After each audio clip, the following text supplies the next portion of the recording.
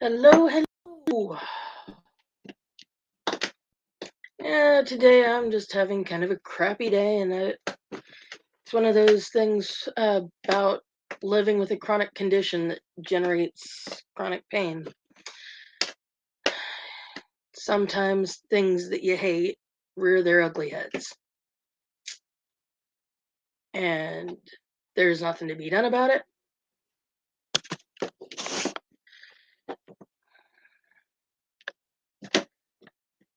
And it's just, it sucks.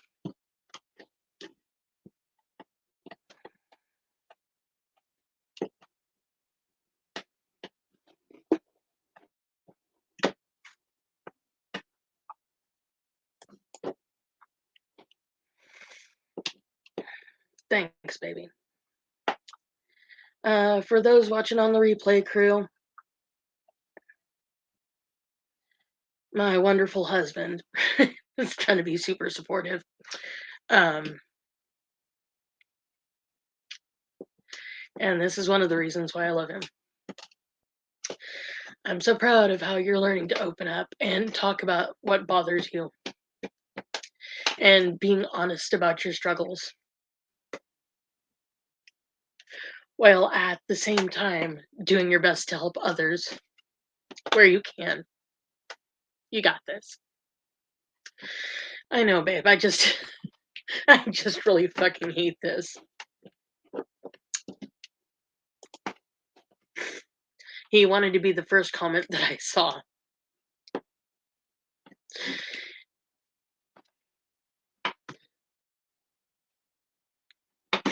I know, babe. I know I'm tough. But just because you're tough doesn't mean that you can't fall apart and you can't cry. Especially when it's something that you fought for 20 years to not do. It becomes completely and blatantly obvious that you must.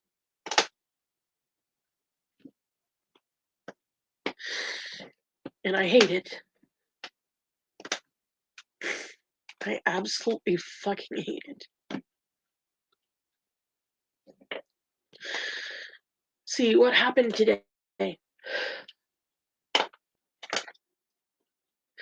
was I had to make a quick trip to the grocery store because my husband, he needed some coffee creamer there at work, and I needed to get myself some tea. So I was like, okay, I'll just stop in the grocery store real quick and take him what he needs and get what I need. And then I'll take him his stuff and I'll go home. Well, I got there, and because it was like 5:30, that's the busiest time of day for any grocery store, Walmart, any place that sells groceries. That's going to be the busiest time of day because people are just getting off work. They're just picking their kids up from daycare or whatever day program they're in when school's not in session, because school isn't in session in Olathe right now. And some of the kids that I take care of, they're out of school this week because of Thanksgiving. And those of you just tuning in, go ahead and go back to the beginning of the stream, and so that you can catch up on where I'm at with this. So I don't have to repeat my story and what happened today. But yeah, I got to the grocery store that's over by where they live,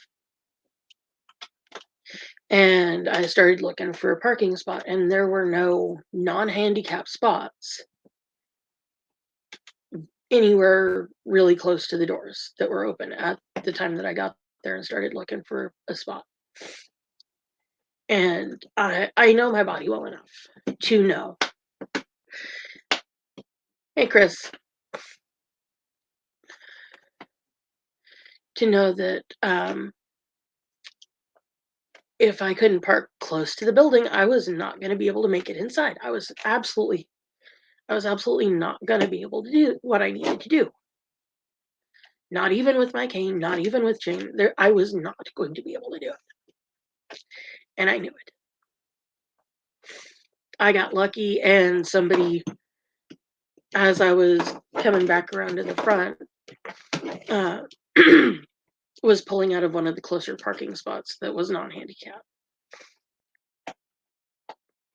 And I managed to be able to park close enough that I could manage what I needed to.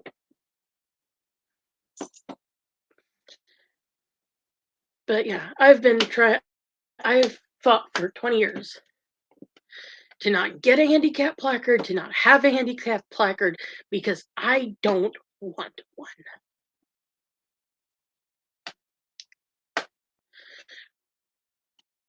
Because that's the last admission that this is how I am for the rest of my life.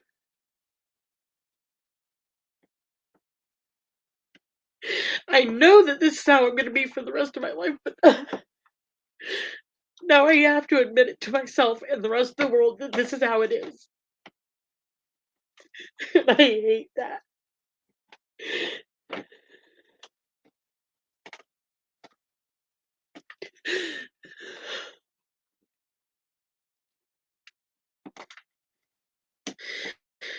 Because living with a chronic condition, especially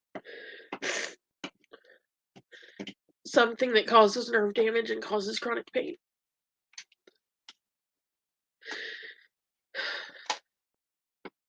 it takes from you a piece at a time.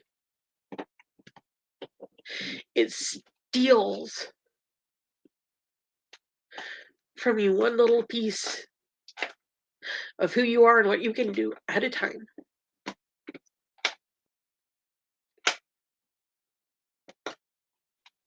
It took my ability to walk. It took my ability to sit comfortably. It took my ability to sleep comfortably.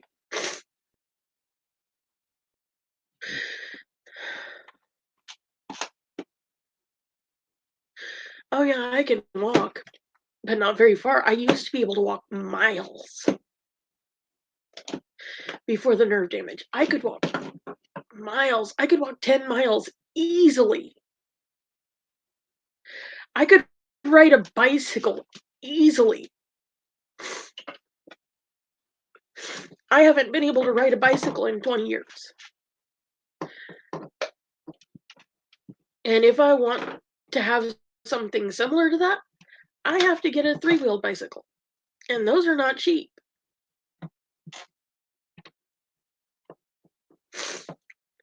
That used to be something that I did for fun. But my condition stole that from me.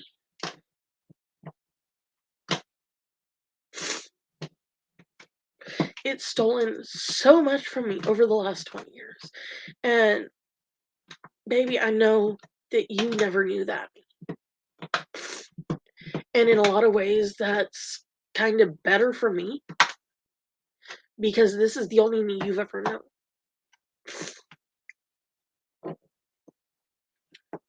But once upon a time, there was an able-bodied me who could walk 10 miles and not think about it. There was an able-bodied me who could walk down to the end of the fucking street and back without having to worry about it. And without having to go, okay, well, what's that going to cost me, and is that worth it?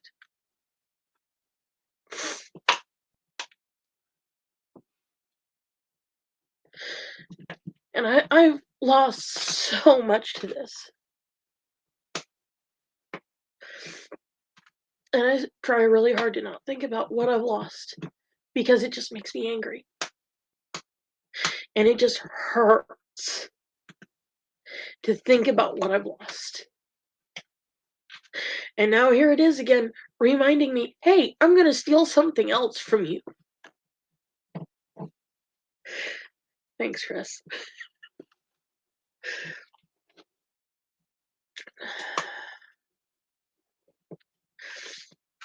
Thanks, man. I appreciate that.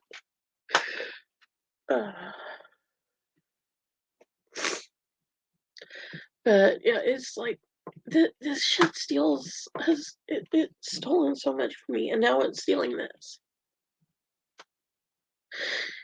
And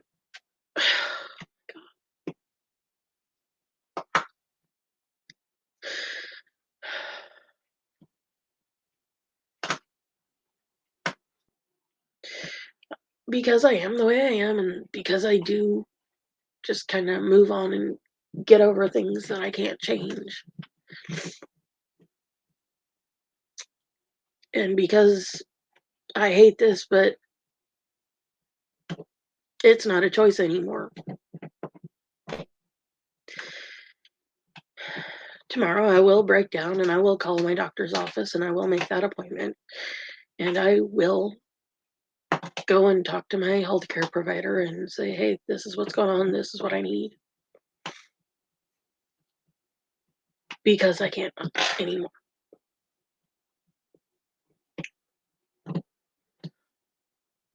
And as much as I hate it, you can acknowledge the reality of a thing and still hate it. You can still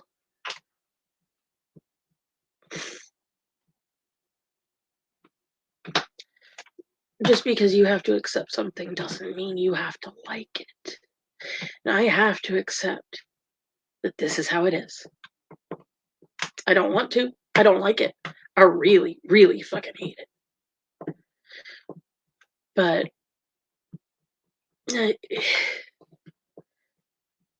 and I've gotten to the point where I hate this phrase, but it also applies here. It is what it is.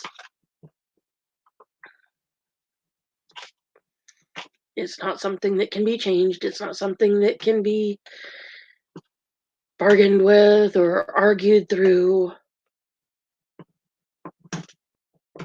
It's just, this is where my body is. And this is what my body is forcing on me. In spite of all the physical therapy, in spite of everything I've done to try to delay this, to try to fight it off, this is where I am and what I'm stuck with. I can hate it all I want, but I can't argue it away.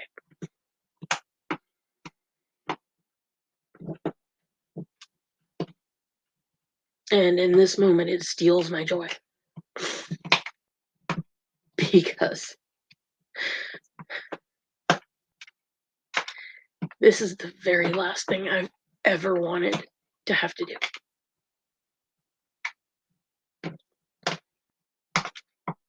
The thing that I've fought so long to try to avoid.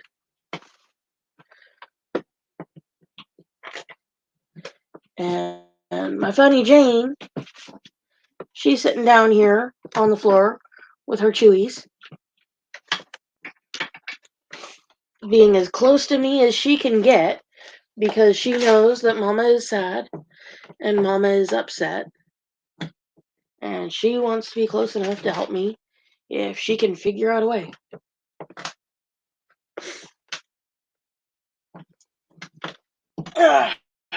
And of course, Crypto's in here too with me.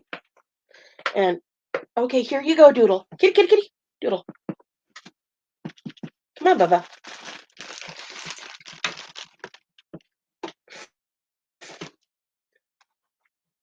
And here's one of our other familiar characters, who also is concerned about Mama and is wanting to try to help.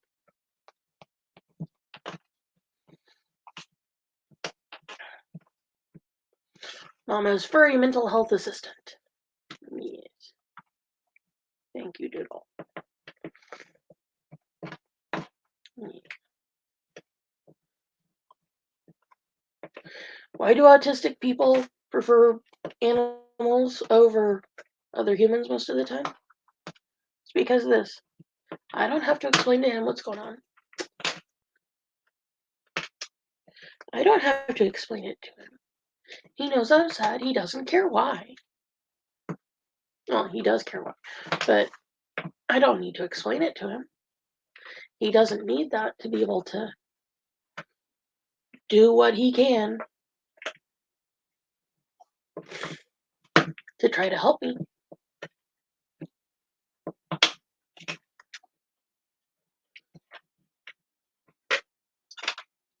He's like, yeah, just pet me. It'll be all right.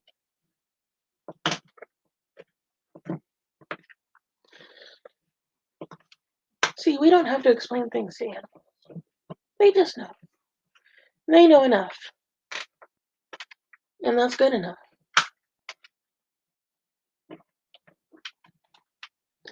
Other people, they want explanations. They want sometimes answers we don't have. But he doesn't ask anything more than I can give. Yeah, thank you, Doodle.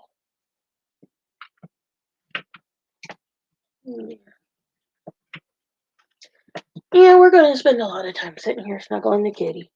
Because, yeah, that helps. Yeah. Because he's a good kitty.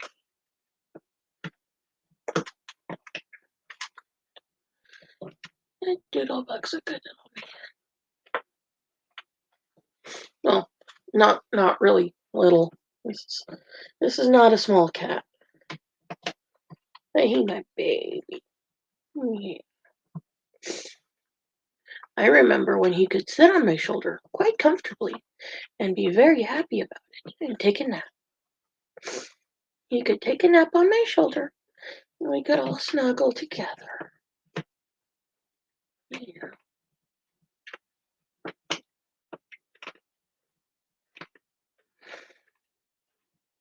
I remember when this big old chunk man could fit in the palm of my hand with only minor spillage. Yeah.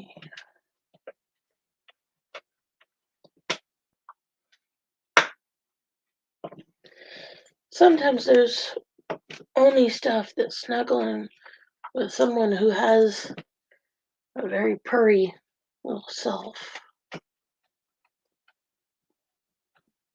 Sometimes that purring helps. He doesn't purr very loud. Most of the time you can't even hear him purring. Unless you got your head down on his side.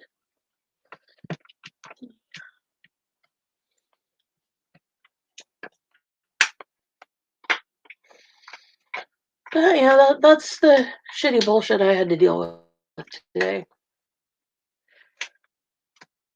Recognizing and admitting the fact that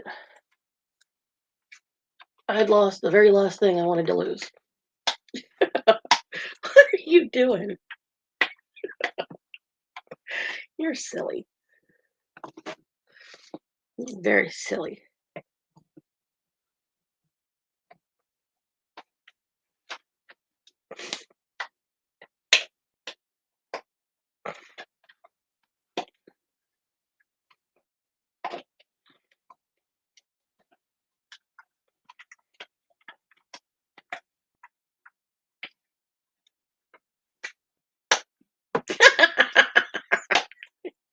Really, babe? I don't know if you guys can see that. Let's get it. Are you involved in any dangerous sports? Says the doctor. Well, sometimes I disagree with my wife. Really, babe? That's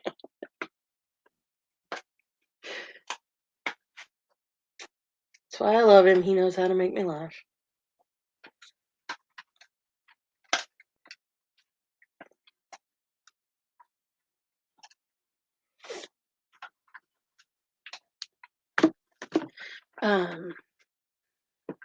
But yeah. So yeah, my cast of characters. We have the Mighty Jane. We have the sweet Doodle. The goofy Crypto, who's asleep on the floor. on the rug over there that I made on the in front of the boys' bed. Um, yeah, their bunk bed, and then we have our new furry friend. He's nice to hug. His name is Freddy. I got him when I went to the grocery store because, yeah, after I realized what was going on, I was sad. And I spent $20 that I really probably shouldn't have spent. But sometimes having a great big stuffed animal that you can snuggle and hug when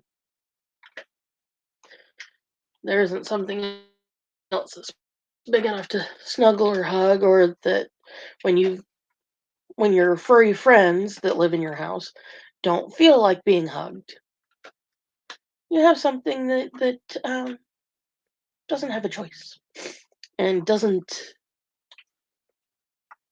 care if you hug it. Doesn't have a choice, doesn't have an opinion. So you can just hug and snuggle all you want. It's probably part of the reason why a lot of autistics and neurodivergent people like stuffies too, because we don't have to explain anything at all to them.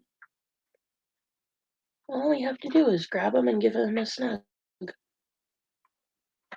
Bury our face into him. And he's nice and soft too. He's very soft. Actually, I think the reason why I love him is he feels like his fur feels like Doodles' fur does when I'm snuggling him. So it's my Doodles stand-in. When Doodles is tired of being held and hugged. But yeah, Freddy says hi.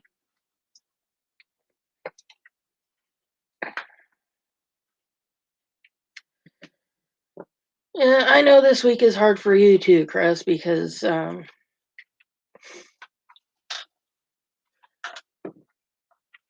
your wife, she ran off and betrayed you with the next door neighbor and all that ridiculous bullshit. And that is bullshit. She clearly was not the right person for you, buddy.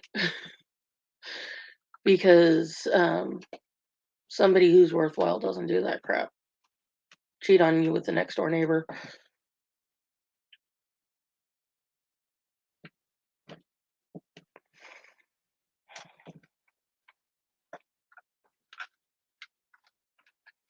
And it's hard to be alone on the holidays, and it's hard to, when you're used to having a spouse, not having one.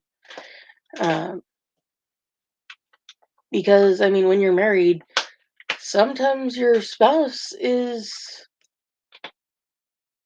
the person, well, your spouse is the person you hang out with the most. And they're the person that you spend the most time with. And yeah, that's really shitty when you find out that they are not being what they promised you they would be.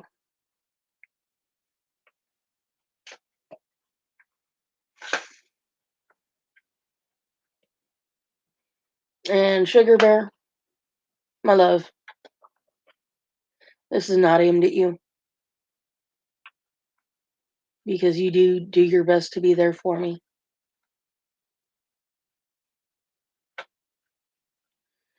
And sometimes people do mistakes. But other times,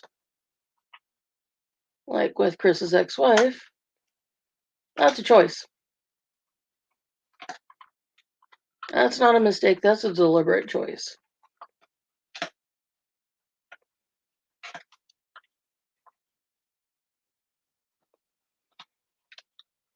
It was a deliberate, unkind choice that she made. That really kind of wrecked his life.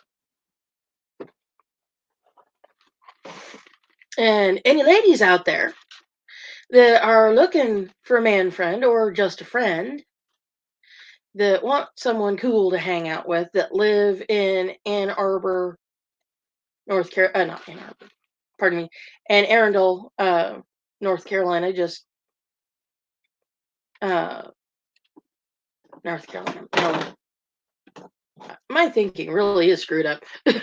Help me out here, Chris.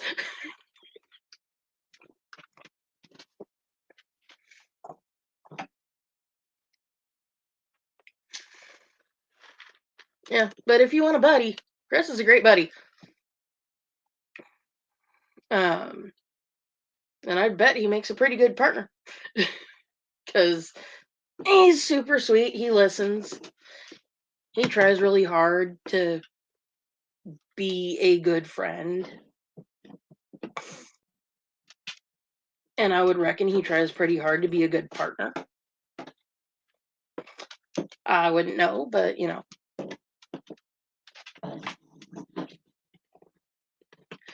um, I know he does make a really good friend, and he does listen, and he tries to put your needs ahead of his when you are in a shitty place. And I know that's why he's here tonight, hanging out with me on here, giving me a live body to vent to.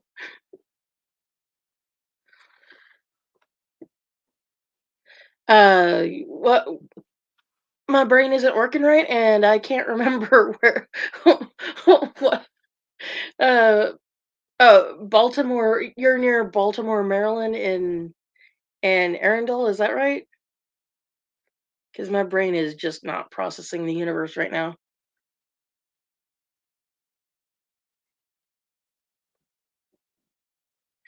And sometimes it shuts down stupid things like where things are and what city is in what state and what state somebody's in. Like, that's when my brain goes, hey, guess what? We're upset, so I'm not going to work on that shit right now. I'm going to focus on what we're upset about. Uh,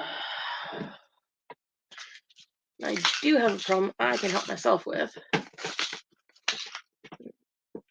Green bag of good stuff. It's not for right now. That's for in a little bit. This is what I need right now. Yeah, that probably will also help right now.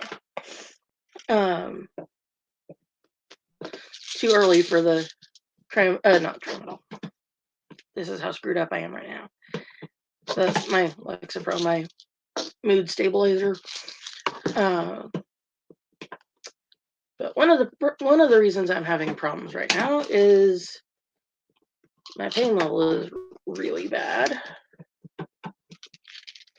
because here in Kansas City, it is cold, it is wet. Ah, see that I was close. I didn't quite have it right. But yeah, if you live anywhere around there, he's super fun to hang out with.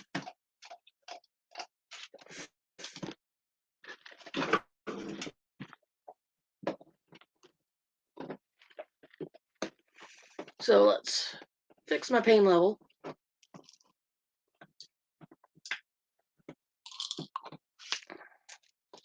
And do a little meltdown prevention.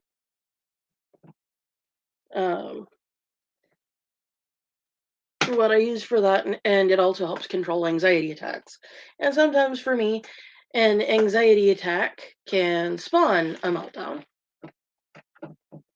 That's super fun. But what I take both to prevent or intervene in meltdowns, at least for the short term, and to help with anxiety attacks that my Lexapro doesn't quite catch. I take propranolol, propranolol. This goodness. Yeah.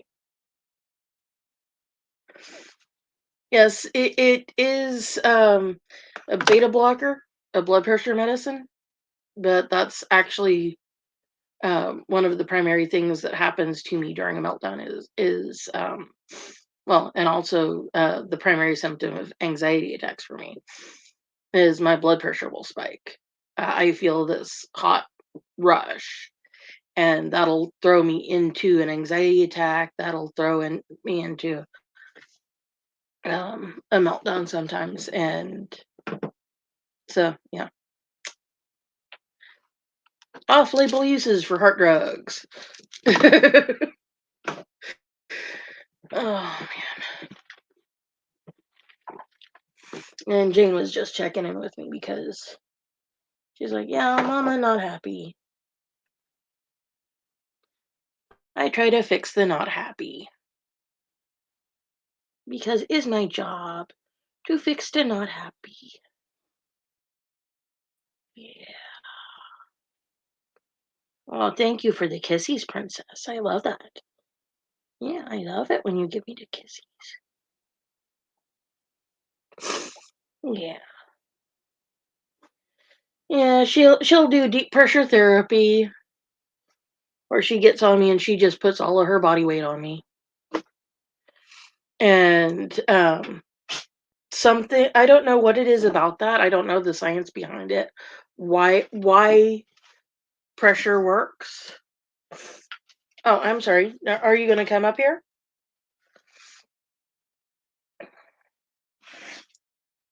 Are you going to come up here and show your precious self? Come on, pretty girl. Oh, you're going to pull my phone off and my keyboard and my everything. But that's one of the things you do, isn't it? Yes. That's one of the things that she does. She's clumsy, but she's sweet. But that's okay. It is okay to be clumsy and sweet. Yeah. And Mama loves her because she's clumsy and sweet. And she helps when she can. Yeah. Mama loves a funny girl.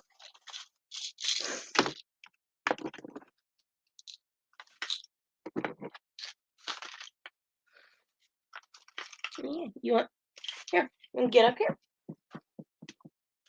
No, not on me. Over here.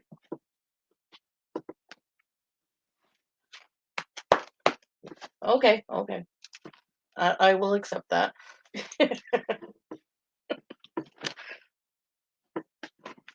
She still thinks she's a tiny little puppy and she can fit places that a tiny little puppy can fit that a 50-ish pound dog can't.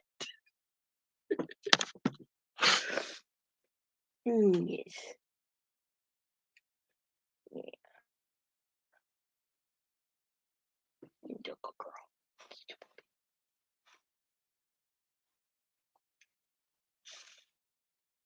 I know. Ew, doggy kisses. I know. Ew, doggy kisses. Well, she's not slobbery. She doesn't do slobbery kisses. I wouldn't let her give me kisses if she did slobbery kisses.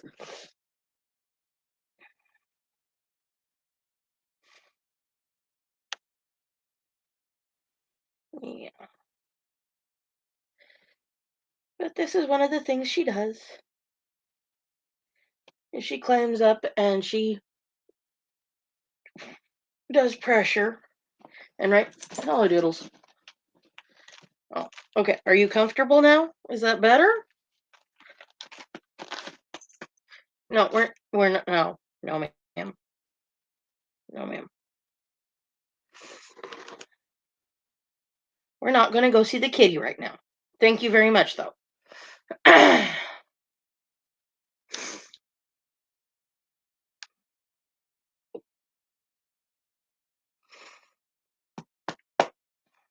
Are you a good girl? Yeah, you're a precious girl, aren't you? Yeah. But yeah, that this is the whole point of this tonight is so that I could get that off my chest and just kind of put it out there in the universe that sometimes the universe sucks,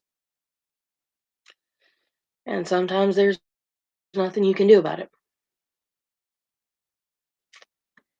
And you just have to go, well, okay.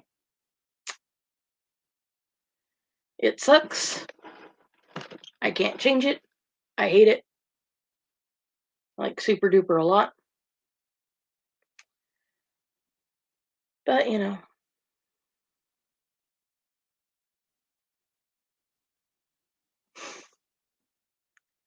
just one of those things. You have to work on accepting it and moving on. Because if you don't accept it and move on, it just kind of takes over.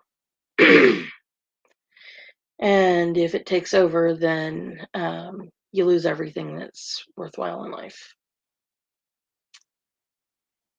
And I've got too much going on to let that happen. So,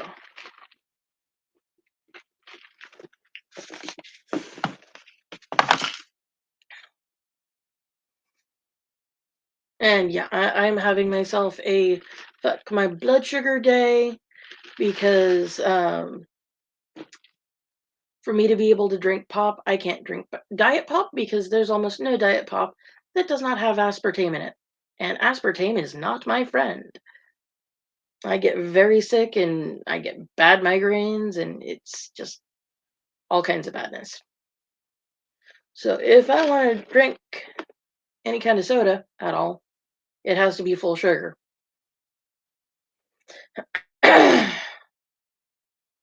So yeah, tonight I am giving my blood sugar the middle finger because yeah, that's where I am. This isn't something that I do all the time. It's not something that I don't do proper management for and account for. But sometimes when you're having a shitty day and you just are in a fuck it mood,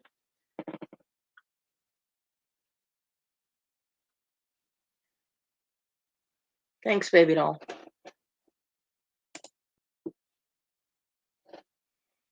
Thanks. Yeah, babe, that spaghetti is in the fridge, and I put that stuff that Jessica sent home with me in the fridge as well on the bottom shelf. So that's here when you get home.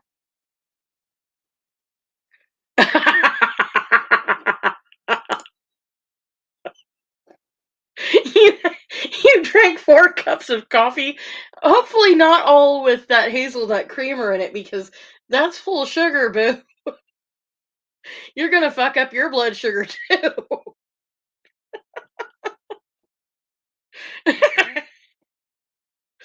uh, so yeah, babe, go easy on that hazelnut creamer.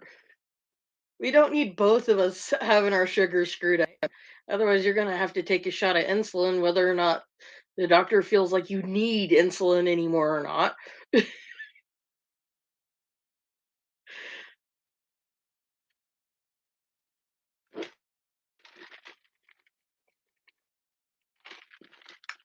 On the list of good things that happened today, my husband had a checkup with his doctor that helps him manage his blood sugar and his diabetes, and he got taken off insulin today. When um, he's also down.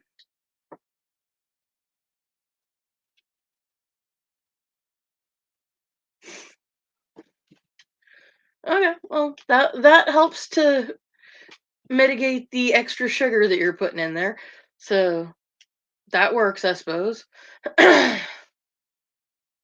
Oh, mom did get your meds and they're on your chair. So, your meds from your shoulder for your shoulder, and also apparently she went ahead and grabbed the Lipitor. I don't know why, but whatevs. Oh, so we're all on the same page. We're vibing off of each other. We're sending each other the spaghetti dinner vibes. That works. Jane, what am I? My dog walked up and handed me this. Or Chewy. Not sure. I don't know why. She gave me her Chewy. Maybe she thinks it will make me feel happier.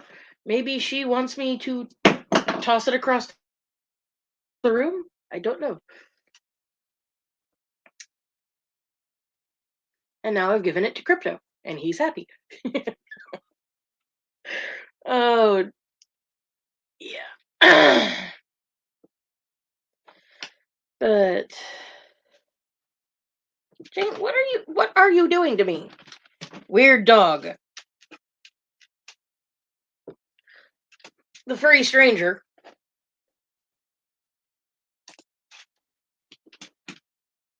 What, Crypto? What? Do you want to join the live stream too? Well, come on. Come on, big man. Come on, get up here. Oh, the puppy. The other puppy. Yeah. And this is the Ember's nephew. Yes. He's a handsome little beast. Yeah. Oh, you giving me the grunts? Okay, so apparently we're having pet ASMR tonight. Yes.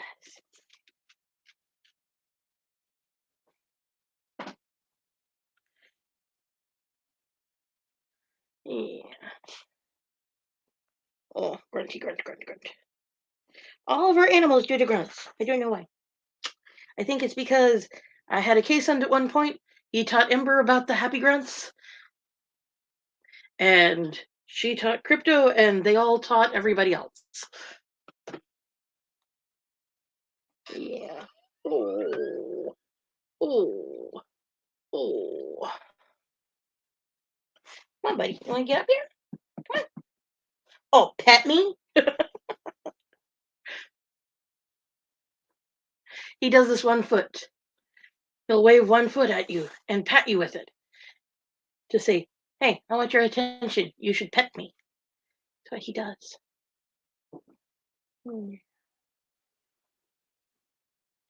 Jane better not screw around in the living room too long. She better get back in here.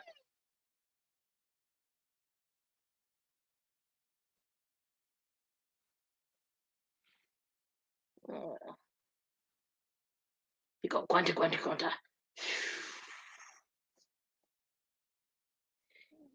Deep exhale with the grunt grunts.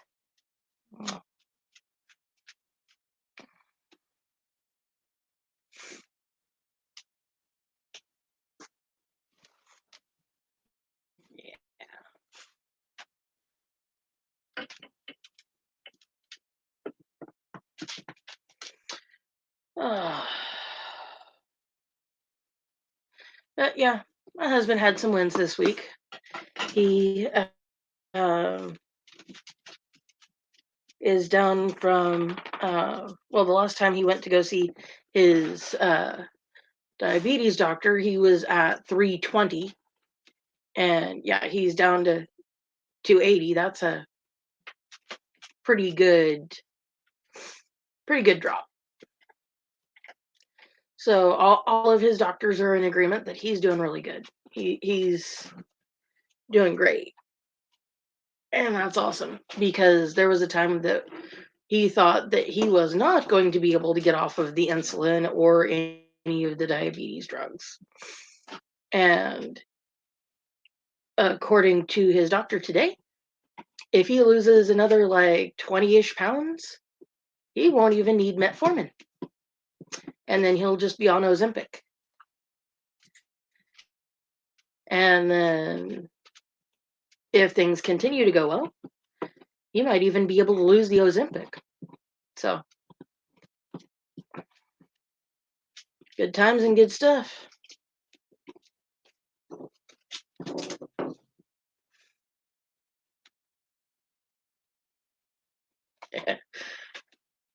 Janie, what are you doing? Where are you going? Jane. Dork butt.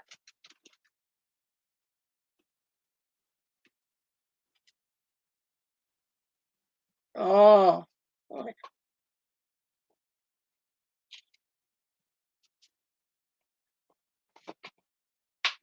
And there's the dork butt chewing on her chewies. And there's the doodle. Yeah. Taking some pictures of what's going on in the room because nobody wants to be on camera but me right now. So they're going to be on camera regardless of whether they want to or not. I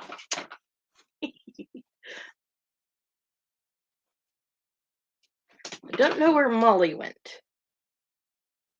She doesn't like to really be around where Jane is, so.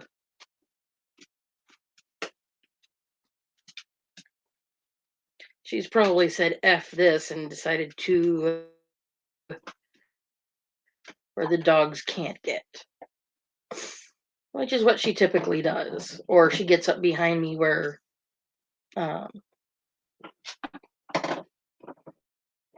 Jane will leave her alone.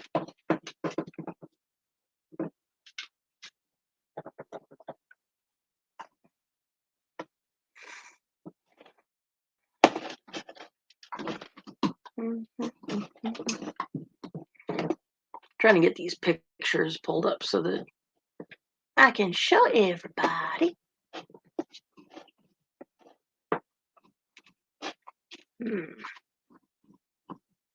One moment while I try to sort this out. Maybe if I pull up my Facebook, if my laptop will allow it.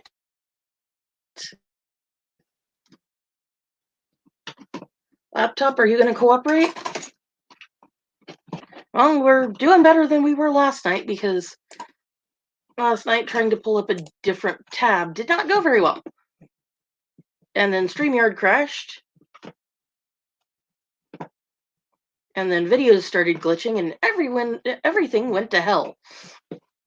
So let's see if we can do one better than we did last night.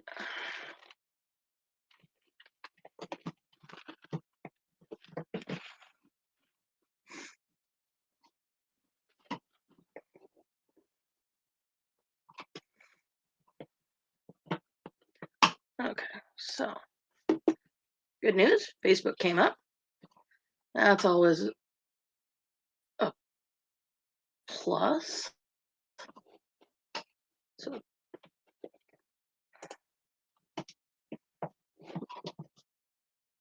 I like it when running maintenance helps.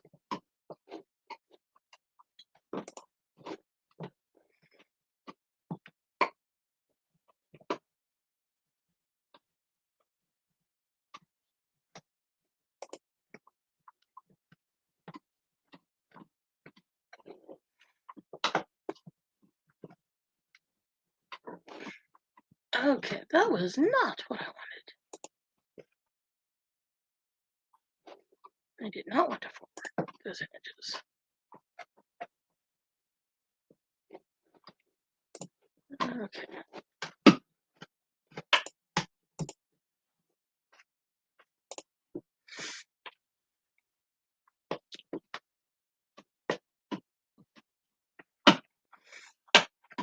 Okay. Hey, learning is happening. All right.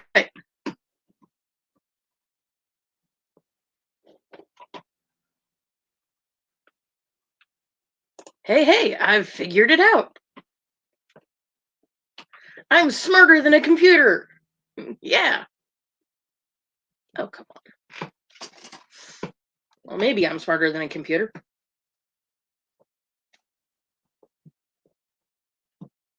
Come on, StreamYard, don't have crashed.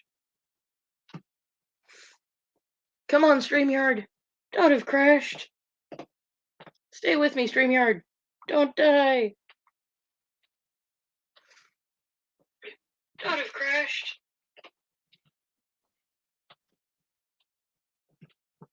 Okay, so apparently we're still okay.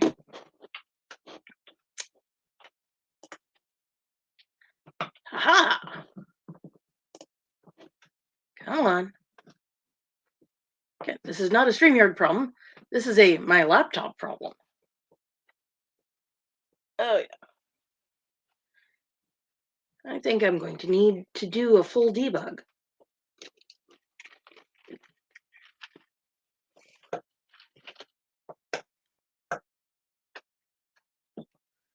Do, do, do, do, do, do, do. Hey! Okay. All right. So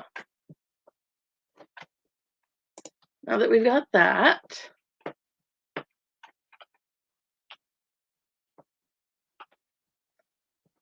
do, do, do. All right. So we go to share screen, and then we wait for my computer to find its butt with both hands. Okay. We have successfully done that. And now click the share screen button. And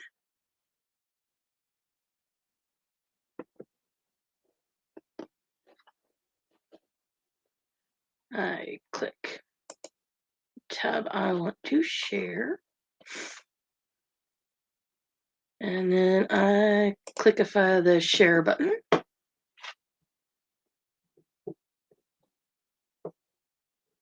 And now I wait for my computer to find itself.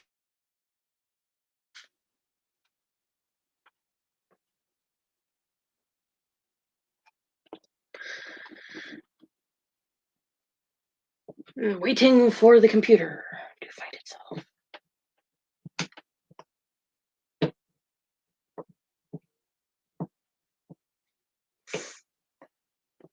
Yay!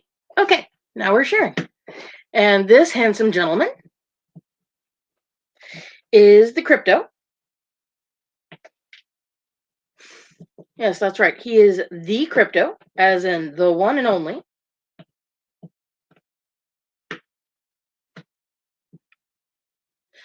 And he is a 13-year-old fella, Beagle Cocker Spaniel mix. Clearly, he took after the Beagle half of things. My former service dog, who has shuffled off this mortal coil and gone to the great beyond and left me with Jane. She was his auntie, and she taught him how to dog. And also my dog that I rescued back in 2000 also helped with that education process.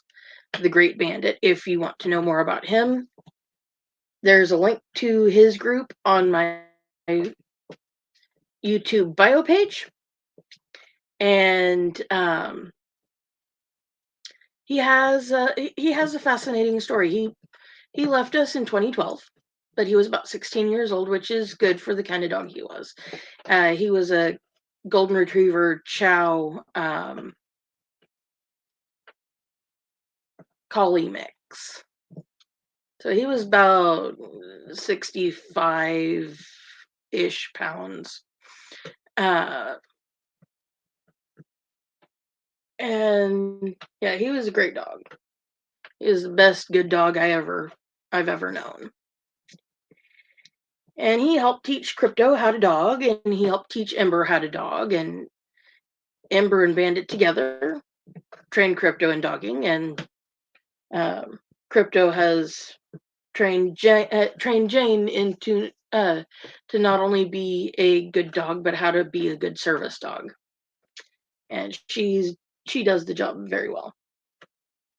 And then together, her and Crypto raised Molly and Doodles and the notorious Lucifer cat. Lucifer lives at my mom's house.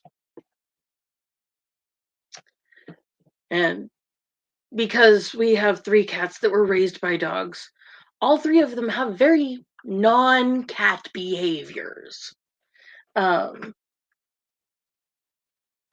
They will wag their tails when they're happy. They will grunt when they're really happy instead of purring. Pardon me, I'm about to melt. Finally got warm again.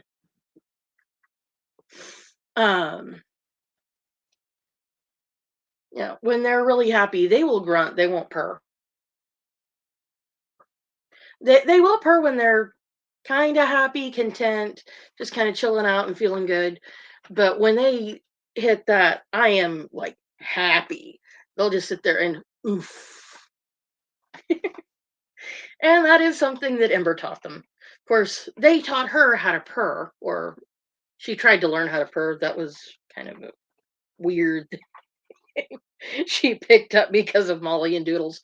She tried to learn how to purr because she wanted them to feel accepted because they were her puppies. And she wanted her puppies to feel happy and like they belonged.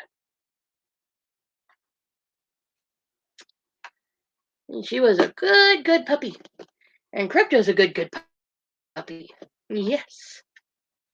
Because he tries to take care of Mama and he does take care of Daddy. Yeah. Crypto's my husband's buddy. He loves me, but, Daddy's his man. And then the funny goober dog that's laying down here next to me.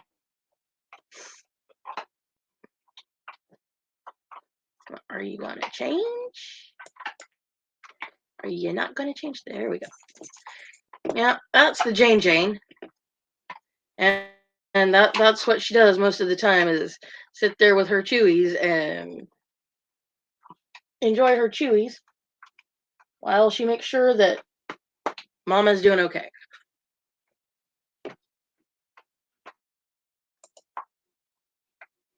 Then, of course, the mighty Doodle Cat is having himself a nap on the boys' bed. Oh, and Molly has decided to show her pretty little self. If I can convince my phone to work, we will get a picture of the Molly Princess.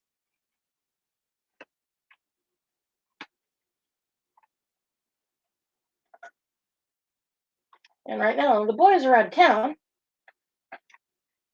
so we're doing some upgrades to their room while they're gone.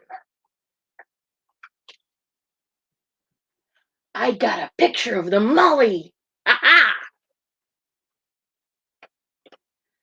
She's looking at me like, how dare you?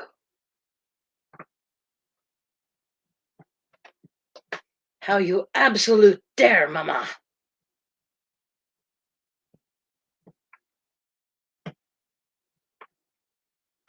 You took pictures of the kitty without her permission.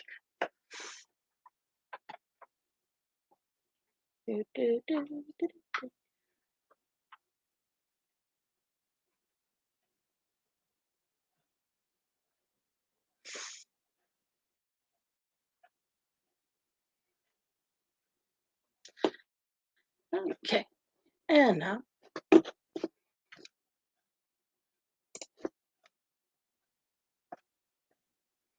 I have made the picture of the Molly viewable, so let's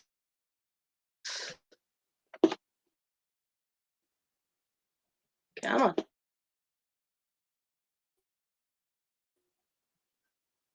There we go. Welcome to my Facebook page.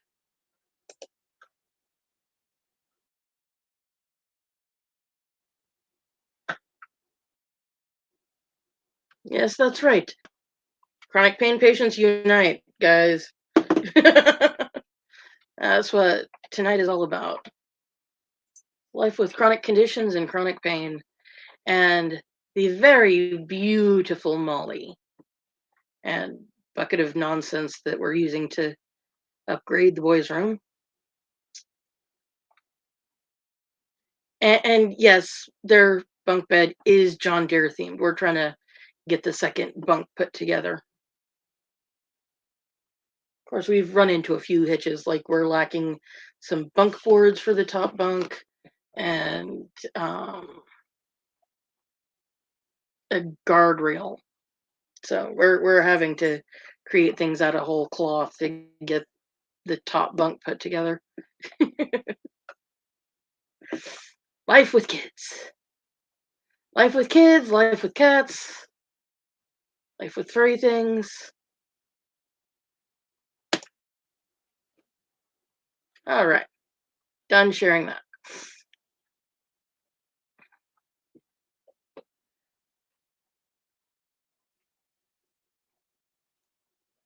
But yeah, all of our furry things,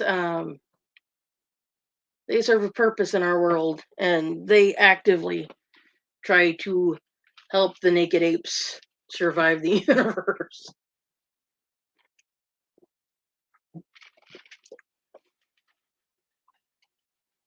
Molly, she runs the show, and she's actually the most demanding one of any of them.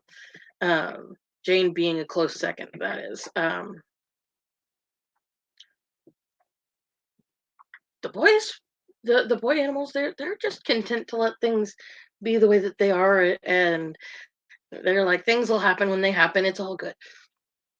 But no, Molly and Jane, they insist that things be the way they want them to be. And Molly, she runs the show. She runs all of the other animals. She makes them do what she wants all of the time. And actually, she makes me and Colby do what she wants. Because there are consequences for not doing what Molly wants.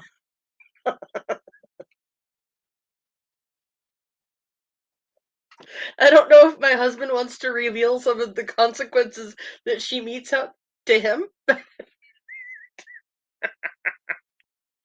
Um, but for me, if I don't do what she wants, when I go lay down and go to bed, she will spend um,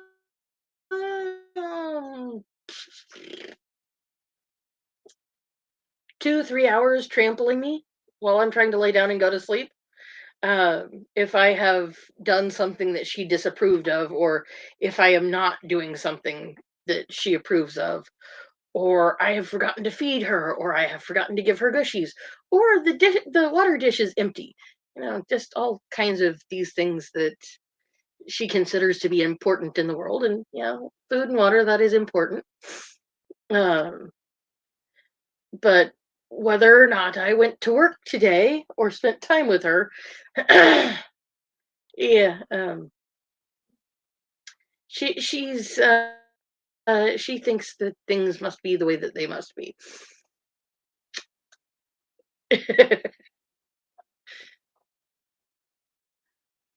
Oh, Molly, this is too cute not to add to the line. Oh, oh, yes, the boys bumped it. Looking cute. There's the Doodles. And the Molly, if I shove the chair over, is hiding right there. Say hi, Molly. Molly, you're internet famous, baby girl. And Crypto, you're internet famous too. Doodles is like, I was sleeping. I don't know what was going on. I don't know what's going on.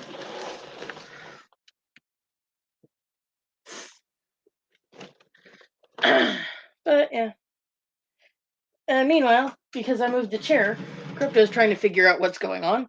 He's like, okay, what's going on? Are we doing something? Dude, we're not doing anything more than what we were already doing.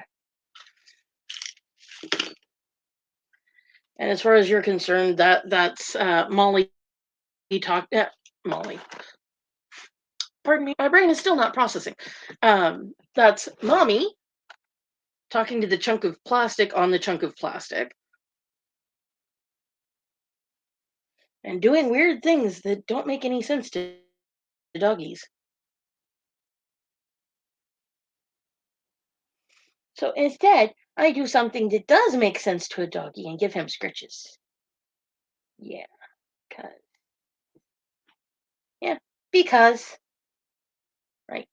What do I need to scoot over? I need to scoot over? Okay, I'll scoot over.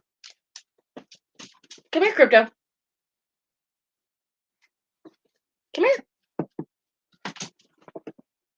Yay! Oh, and Freddy fell on you, didn't he, buddy? And now Crypto is on the live. Yeah, my dude. You're my friend.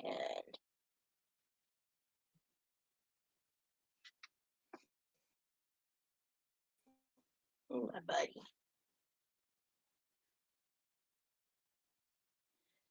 And my buddy. Oh, yeah. I'm getting some hardcore grunts out of him. Yeah, we're doing the grunts. We're super happy. Yeah. Oh, really? Oh, yeah. Yeah. Oh, really? Oof, oof? You're that happy? Yeah. Oof, oof. Yeah.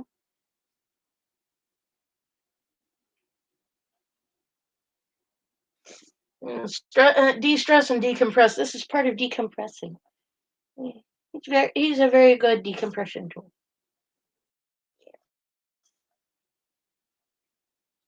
Crypto gonna have kisses? Oh, that was a little tiny kiss. Yeah, you do polite kisses. Jane does not do polite kisses.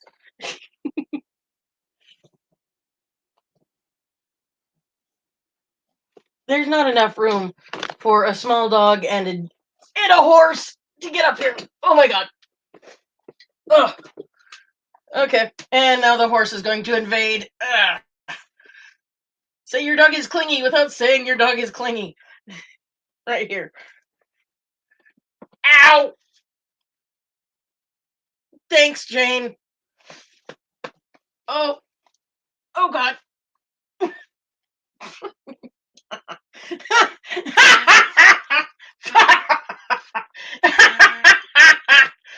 Oh, Jane.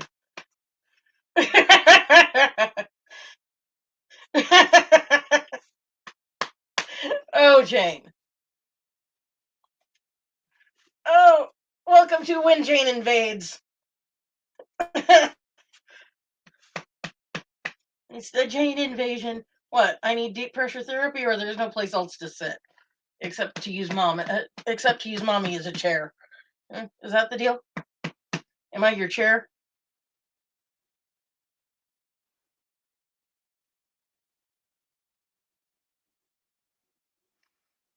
How about if I scratch your thigh?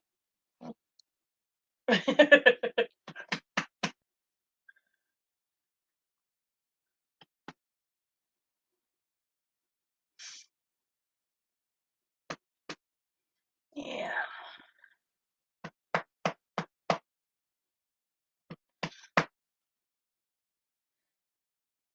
Oh, who? Oh God! Somebody farted.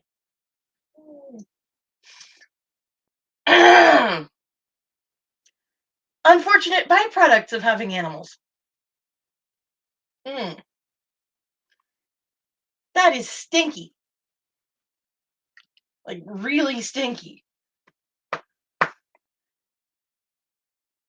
Jane, are we done using mom as a chair? No? Okay, apparently she has things to say to y'all. If you speak dog, congratulations. You're doing better than I am.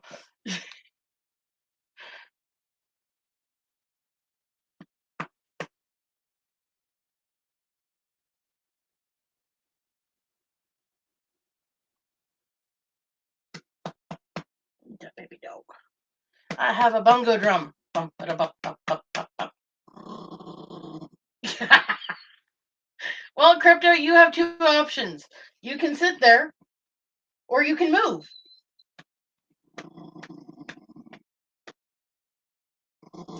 Apparently, he wants to sit there and bitch. Great. Yeah, this is my life most of the time. When I'm not doing lives or when the dogs are at my mom's house, having some run around time because we don't have a fenced yard. Because where we live, fenced yards are not allowed because we live in a trailer park. And can you not eat my thumb? Can you not eat my thumb?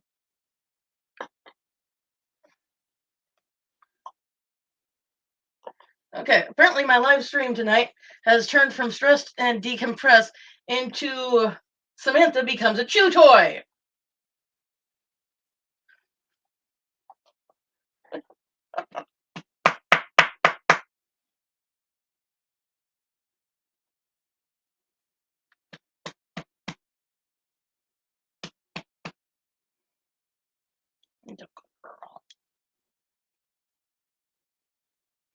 Yeah, you're just using the tools you got to help me be happy again, aren't you?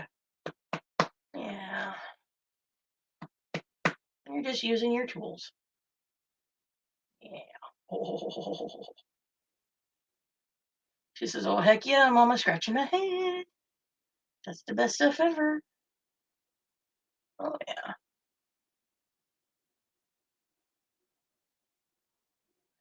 I'm gonna be sad if this gets more views than any of the rest of my content. Actually, no, I won't be sad because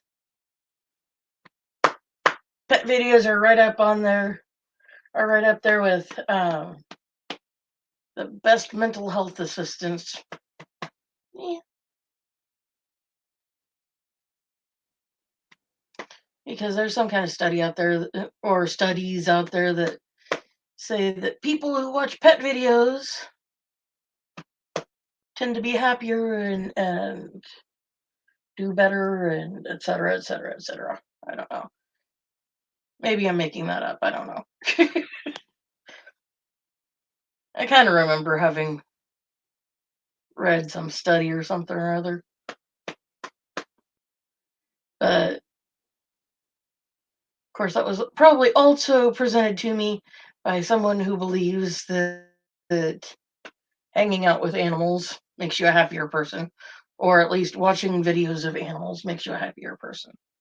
So, source might have been biased too. Yeah.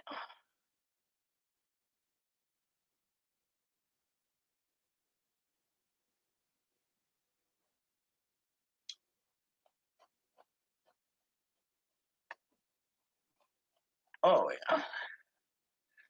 Do deep scratches of the unders. Oh, I can't read the screen, Jane. I can't read the screen. Hey, move. Ah. Ah! I'm sorry, I cannot read your comments right now. I have been taken over by a 50-pound lab pit mix who is very affectionate and thinks I need to stay exactly like I am. Let's see if I can read your comments on my phone. Oh,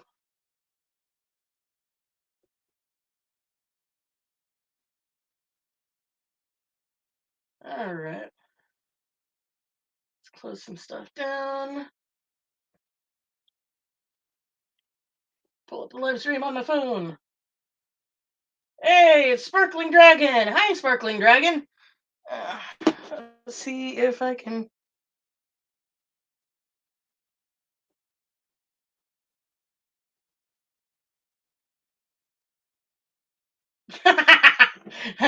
They move for no human, especially when they are trying to perform deep pressure therapy on said human. She's a turkey. Yeah. We have devolved from the purpose of this the stated purpose of this stream. We've gone into the playing with animals portion of things. Uh, you want to see what sparked this live stream tonight, uh, after we're finished, go ahead and go back to the beginning and watch that part because that's actually the part that sucked today. I have to get a handicap placard, and I've fought for 20 years to not. And now I'm. Oh, goody. Uh, hang on.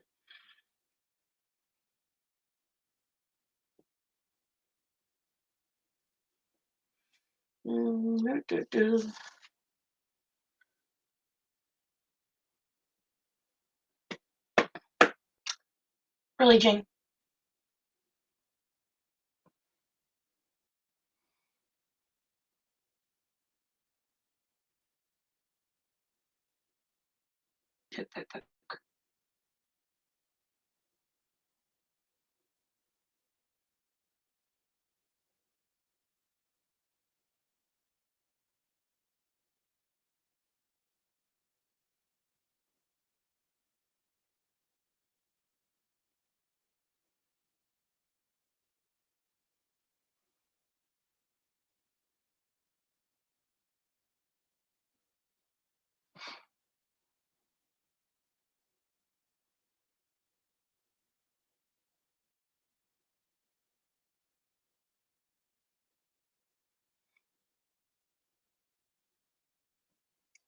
Ow.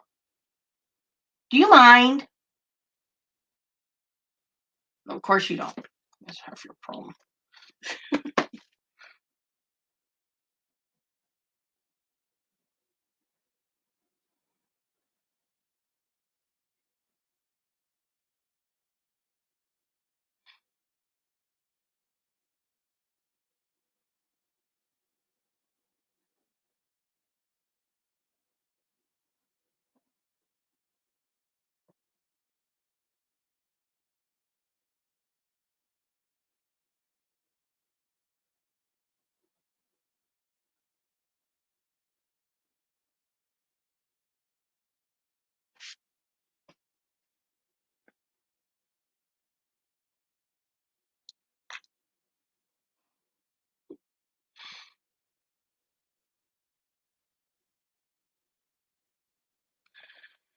Oh.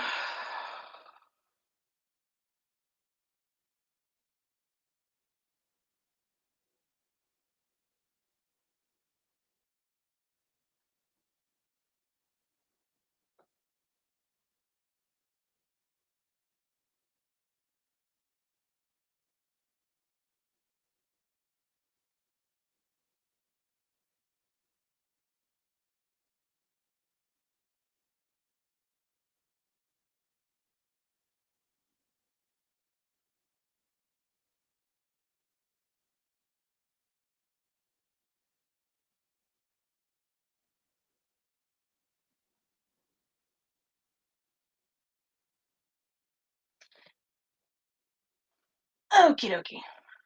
Are you done smushing me? Can you get down, please? Oh, okay. I am sitting up whether you like it or not, and whether crypto likes it or not.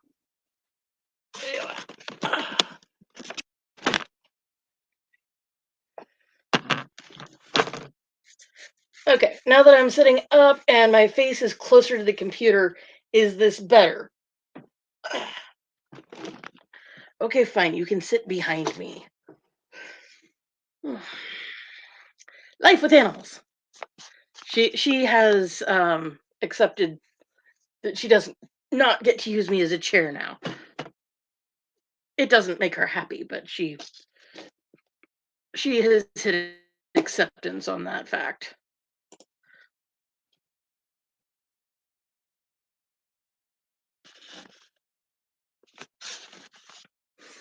Okay. So now that my face is closer to the laptop, is it better? The sound issue? Because it could be a microphone issue or it could be my internet is just crap. Sorry, I'm itchy tonight.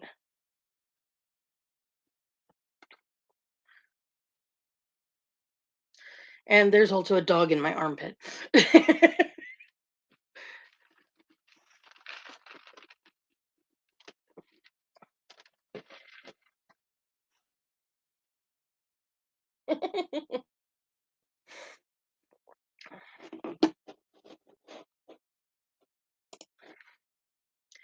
Oh, yes, I do love the Janie Jane. She's a good girl. And I loves her so much. But sometimes I do not love her in my lap.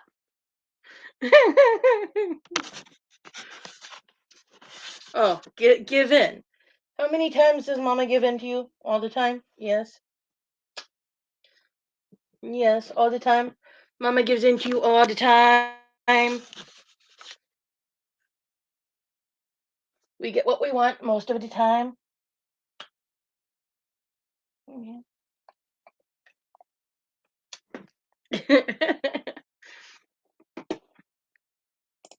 She's a good girl. Yeah. She got blankets that Mama made for her, and Crypto's got blankets that Mama's made for him. I've made all kinds of rugs and stuff for them to lay on. The cats all have blankets, actually more than one. They are spoiled vermity things, and they are also well loved and well taken care of. Because not a single one of these monsters, monster, hmm, not a single one of these monsters is skinny or poorly taken care of. Yeah. Oh, you disagree? Oh yes. What have I failed to do for you, sir? Oh, he says I'm slacking on the scritches.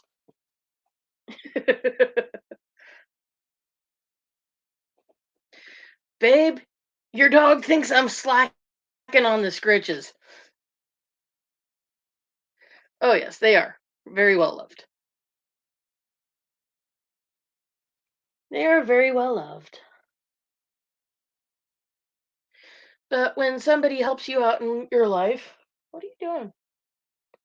She's burying her face in my back. When somebody helps you out in life, if you don't give back to them, you're just being a shitty asshole. And nobody likes that. Nobody likes assholes. And there's also the fact that every single person, well, every single animal that we have right now was rescued. Every single one. Molly and Doodles came to us when they were 3 weeks old and had lost their mommy to, well, she was run over by a car. And then my buddy's kids found Molly and Doodles, and they were clearly abandoned. And they were very hungry and skinny. And Molly was very sick. And so we took them and we made Molly not sick, and we got them back in the right back in the right health and getting groceries in like they needed. And Doodle's a big old chonk. He's about 17 pounds. And Molly is a very dainty 11 and a half pounds.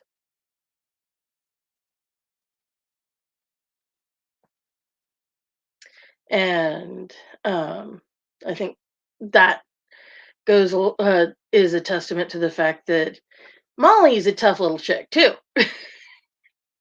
Because when she came to us, she had feline conjunctivitis as well as a respiratory infection. And she was tiny and very sick, and an older cat conjunctivitis would not have been as much of a problem. But when you're tiny like that, you have no immune system, and that can be deadly. So if we hadn't taken her and been taking care of her, she would not have survived. Oh, Doodles is not fat. He is not fat. That is bone and muscle. He's a very lanky man.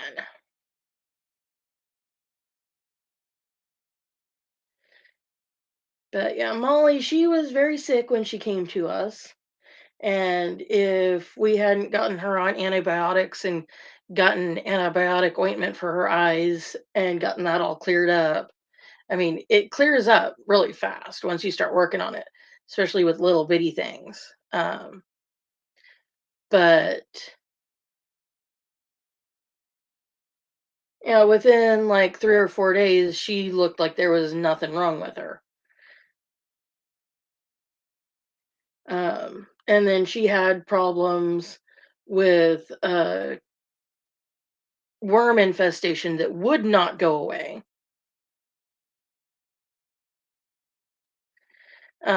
We went through like 3 or 4 rounds of wormer from the grocery store. That's always worked every other time that I've had to use it. But her, it would she would stop showing signs of being wormy for a week, and then she'd start losing weight again. And so we went through 4 rounds of that before we gave up, and we went to the vet, and we were like, we need something more powerful. And it took 2 rounds of the prescription wormer to get rid of the problem. So yeah, poor little thing, she needed some help. So I mean, my mom thinks that she was the runt of the litter, which explains why she had so much trouble. And oh yeah, she got ringworm on one of her feet, and she just went through the gamut. But when she finally outgrew her problems, that's when she started to take off, when she finally started to outgrow that stuff. And now you'd never know that there was something ever wrong with her, because she is a tough chick too. Yeah, she my princess, she my baby. And because we went through all that together, I am the human that she prefers. She bonded very very tightly with me. And yeah, Molly and Doodles, they were supposed to be fosters. Once they got healthy and got back to normal, they were supposed to go to the rescue that was helping me with their health care, and get good homes, and because they are a bonded pair. Um, they would have been adopted out together. They would still be together even if they weren't with me. Thing is, I got addicted to those cute little faces, and I couldn't let go. And my husband knew. He knew. He tried to talk me out of taking them in. He was like, "No, let somebody else do it." Yeah, foster fail. Absolutely. They foster failed hardcore because yeah, I may put on a brave show of not not of being a hard ass sometimes, but no, I am a pansy. I'm a softie, especially for a hard luck case. And she was one of the hardest hard luck cases. Yeah, now you'd never know. And you'd never know that the doodle was a skinny little thing when he first came to us, because he is neither skinny nor little now. He is handsome and proud. And he doesn't really meow that much. And his meow is not really all that loud, even when he does meow and he's trying to communicate with us.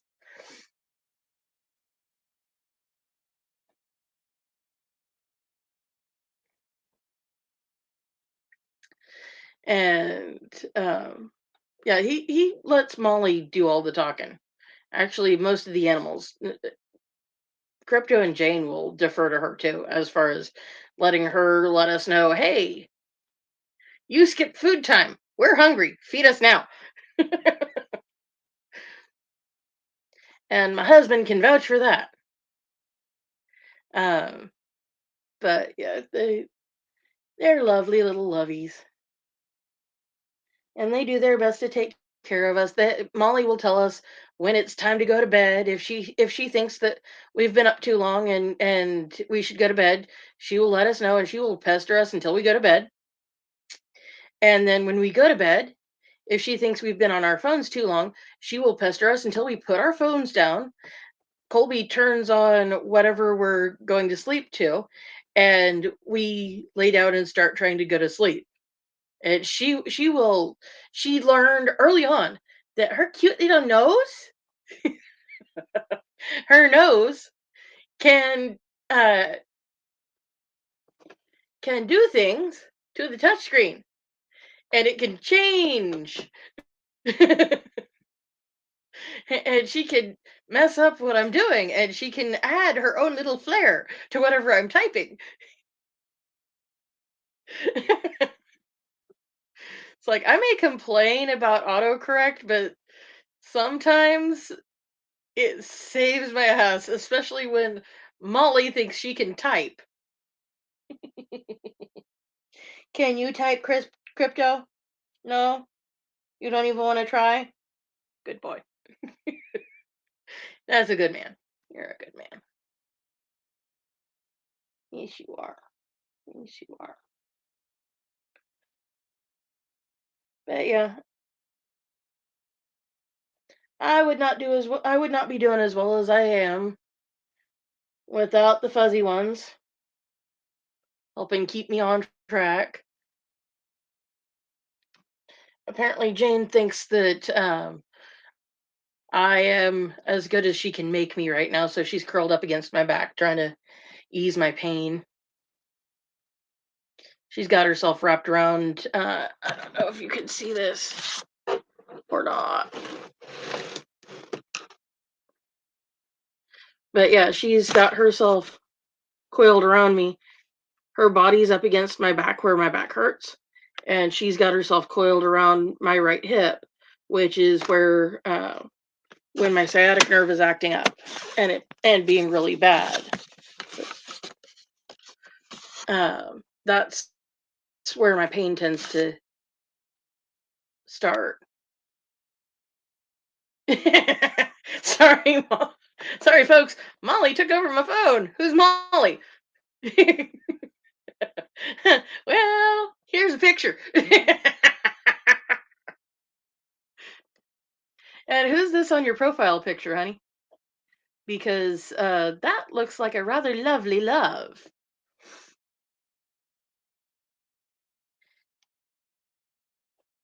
Is that your lovey that you were talking about earlier? Yeah, they do. And actually, that's what makes Jane such a good service dog is she learned early on how to tell. Oh, blue nose pit and black lab. What's the proportions? Because Jane's 3/4 lab and 1/4 pit. So Mama was a lab, Daddy was half pit. Oh, oh, bless you. We're being sneezy tonight, Mister Sir. Hey, that's fair enough. That's fair enough. It's hard to know. Oh, she was the runt of her litter, huh? So yeah, we're good with the runty runts. And sometimes it's hard work to get those runts going, but once you get them going, if you can get them going, they turn into some of the best ones. Of course, Molly isn't the first runt that my family's had. My parents adopted a runt from one of Dad's college profs when he was studying to get his his PhD. His prof's cat had just had kittens, and the prof was trying to find homes for the kittens. Yes, she is. She is very fast. She's good at her job. Um, yeah, Jane. I When she decides she's gonna run, there is no catching that dog. She did this shit last night. It's one of the behaviors that we're trying to work on because it's something that a service dog cannot do. We can't act like that in public, and we can't um, we can't have that behavior in public, and we can't be wild, and we can't be barking at strangers or cats or whatever. So we're working on mellowing out the desire to run, especially when we're supposed to be going and getting in the car. What happened last night was she saw something across the street when I was picking her up from mom's house, and she got distracted by the thing across the street. Not really sure what it was. Probably a rabbit because that's the only animal that would be out when this happened. Um and so she saw it and her eyesight is so good. And she was like, I'm supposed to be getting the van, but this is more interesting.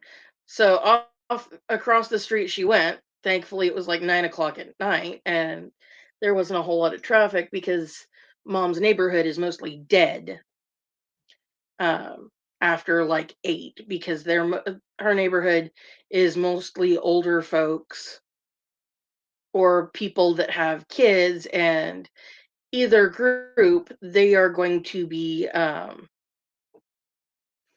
they're going to be in bed or at least in the house for the day after like 7:30 p.m. So mom's neighborhood tends to be blessedly quiet at 9 or 9:30 at night. And so she took off across the street and we chased her goofy ass for over half an hour before one of the neighbors let their dogs out in the backyard, and she got attracted to them and distracted enough so that I could catch her because my crippled ass cannot chase this dog, especially not as fast as she runs. There is absolutely no way that's happening. So I had to wait for her to get distracted by something else so that I could catch up with her. And my mom, she's 75 and she has one bad knee and one knee that was replaced. And yeah, she gets around better than she used to with that new knee, but not good enough to try to catch a zoomy dog. Um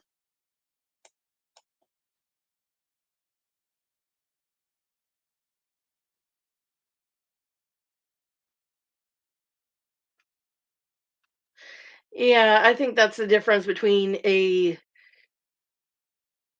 not quite 2-year-old dog and how old is Nala? Because if she's like 3 or 4, that would account for her listening better. It's like Jane still has the puppiness, and labs or lab mixes hold that puppiness longer than most other breeds of dogs. And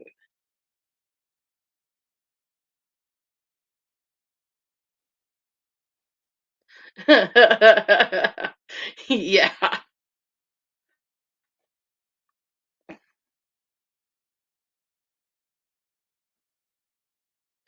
Yeah, we've been working on some of her craziness, and it's just she's still very reactive to strange animals. She's to the point where she doesn't really react all that much to our cats or well, going over to mom's house, she doesn't really react to Lucifer all that much. Yeah, she'll troll him, but that's mostly because that's fun and he reacts back in a fun way. And she's just treating her sibling like he's a sibling.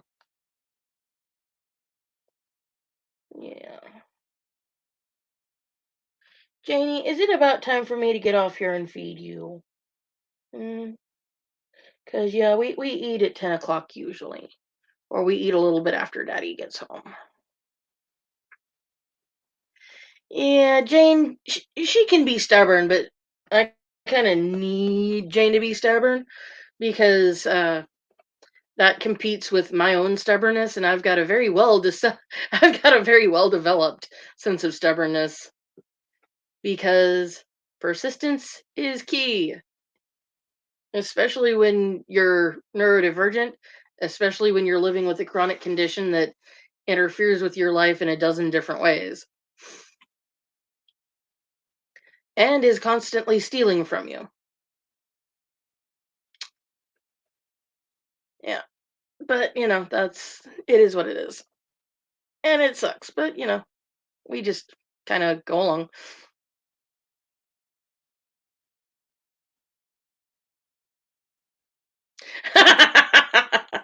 Well, at the age that she is, considering that she's part lab, um, I think the brain just occasionally nopes out and, it's just kind of on a little bit of a vacation, um, because sometimes my brain just kind of goes la la la la la. Oh, what's this? Oh, shiny. And I know that's a product of being neurodivergent. Uh, Actually, that's mostly a product of the autism. Uh, and actually, with a lab pit mix, it's hard to tell whether it's the lab side causing them to be a goober or the pit side, because both breeds are kind of dorky.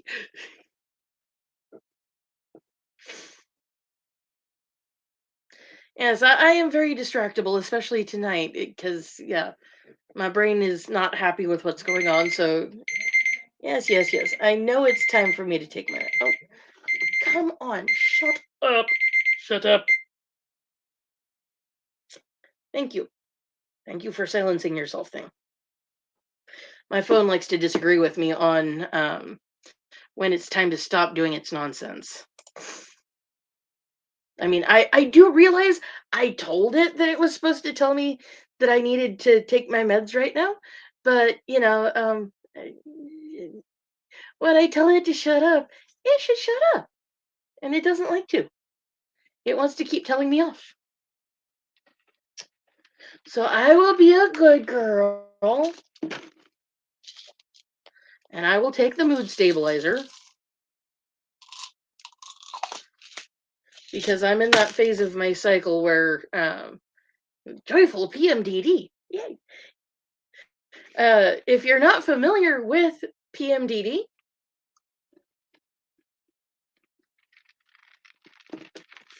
it is the big sister of PMS, and it's everything that PMS is multiplied. And then, for added fun and adventure, you throw in a wonderful side of suicidal ideation.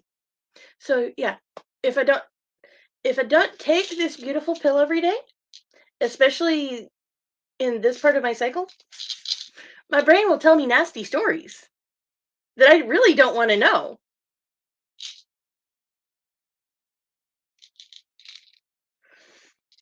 Uh, and I can't make it stop. Lexapro, my best friend. SSRIs.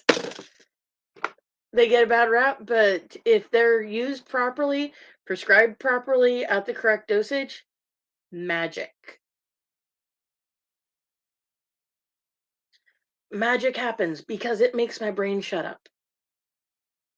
Especially the part of my brain that wants to tell me ugly stories about how I can fix a problem that is a temporary problem or a problem that is a non problem. It's like if I'm not taking this, if I don't take these beautiful, wonderful pills, um, then yeah, stuff like what I learned tonight about the fact that I've hit the point where I cannot avoid getting a handicap placard anymore.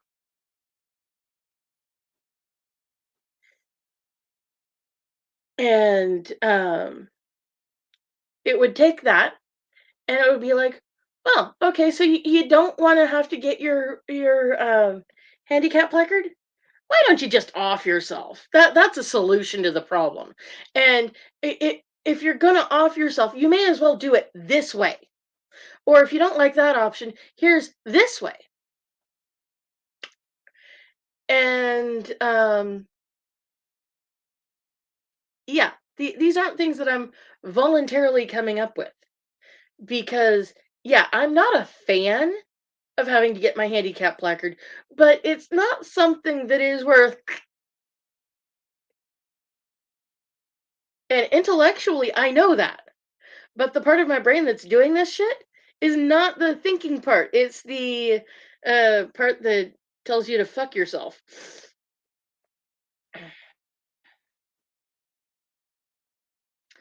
Yeah, but Mr. Lexapro, they're a good friend.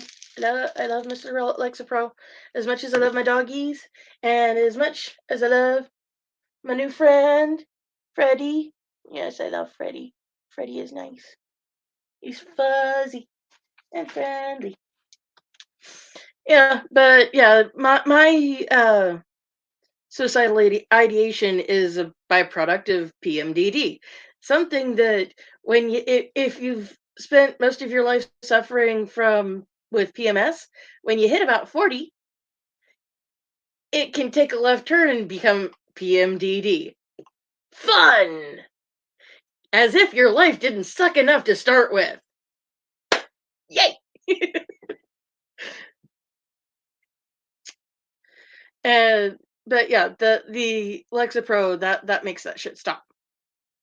And it also helps with the depression that comes along with having a chronic condition. And it also helps with the anxiety that I've always lived with because, hey, quit chewing on yourself. Sorry. Dog with an anxiety problem. I think somebody else needs to go on SSRIs.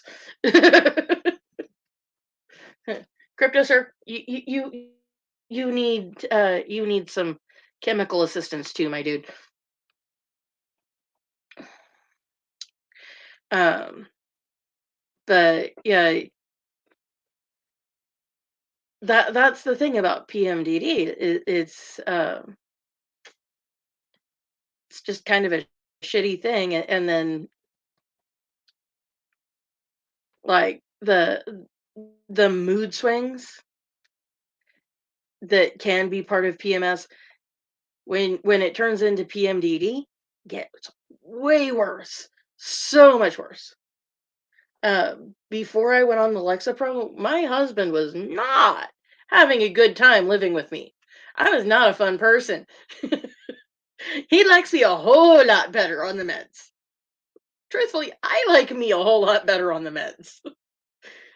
Partly because of that why don't you off yourself thing, and partly because I didn't like being an asshole to other people, but I couldn't stop it. So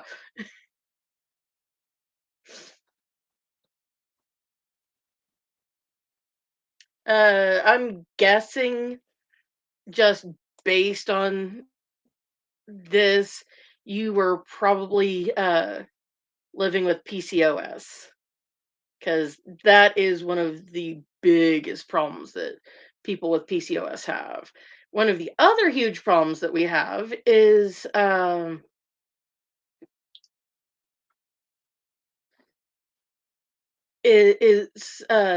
the cramps, and you can have the extremely heavy bleeding, like ridiculously heavy, like flood a pad in 3 hours, heavy.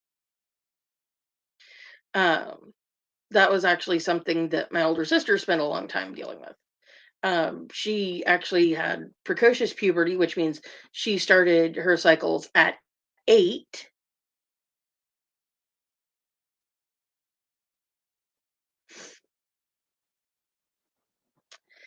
Yeah, that is unfortunately not uncommon. And that's one of the things well, like with Marilyn and what was her name? I'm sorry, babe. I'm blanking on your name. One moment. We are going to save my brain.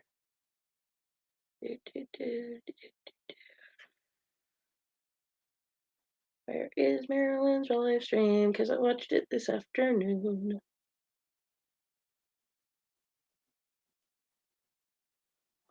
Jillbo Baggins, the Jelly Bean. Yeah, her and Marilyn were talking about not well, her and Marilyn were talking about their her story of uh her journey trying to find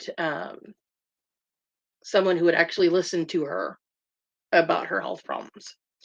And one of the big things that she was stressing and that I was also pushing during that live stream, because yeah, I absolutely watched. I absolutely watched. I watched the whole thing. I had to go back and I had to go back to the beginning and 1.75 it so that I could catch up. But I made sure I watched that whole thing while it was live, and she has some really good points. And I will link that stream. I will link that stream. I will put a link in the description of this video so that you can watch it. That is absolutely, if you are struggling with getting a diagnosis on something, if you are frustrated about trying to get a diagnosis or trying to get a doctor to listen to you, or you're just dealing with doctors that they think they know better than you do, when you actually know your body better than anyone on this planet. Um, get a second opinion, get a third opinion, get a 20th opinion if you have to, until you get a doctor that will listen to you and actually fix what's going on and actually tell you what's going on. If you have a doctor that is telling you that you are crazy, that whatever is going on is all in your head when you know you have a problem. If you know you have a problem and you're getting doctors that are telling you that you're crazy, that it is all in your head, go to a different doctor immediately. If you have a doctor that's dismissing your symptoms, blaming it on other things, things that your other symptoms don't correlate with, go to a different doctor. Ask, ask, ask all of the time. Ask all of the questions, make them give you answers that make sense. If they're not giving you answers that make sense, if they are discounting any of your symptoms, if they are ignoring your symptoms, if you're telling them, hey, dude, I am in fucking pain, I am in insane pain, please fix this. And they're not doing it, or they're not doing it adequately, and you're telling them that what they're doing is not good enough, they need to, that, hey, we need to do something else because this is not working, and they're ignoring that, get a different opinion and go to different doctors until you find that one that says, okay, I get what's going on here. I know what's going on here. I know how to fix it. This is what it is. This is how we fix it. And that answer makes sense. The answer must make sense. If it does not make sense and they cannot explain it in a way that does make sense, run and go find, keep going until you get an answer that makes sense, that fits what you are seeing. Do that until you get to that point. I don't care if you have to go to 200 different doctors and you have to drive 5 hours to get to that doctor that actually is addressing your problem and treating you like you are not crazy.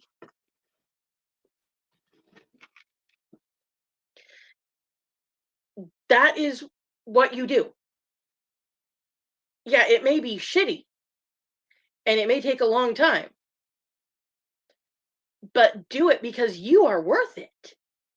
You are worthwhile. It is worth getting a doctor that will listen to you and fix your problem. The reason I am in the situation I am in with my mobility, with my chronic pain, Yes, ma'am. You absolutely are worthy, and you are absolutely worth it. The reason I am in this situation at all is because the GP I had, Sherry Reinhardt, and I will say her name and I will absolutely put her ass on blast because it is her fault that I had to have back surgery. It is her fault that I live with chronic pain. It is her fault that I have nerve damage that causes the chronic pain because she sat on her ass for a month, left me on painkillers I was absolutely blatantly showing allergic signs to for 2 weeks after I told her and I showed her that I was having allergic reactions to this medication and I could not go without this medication.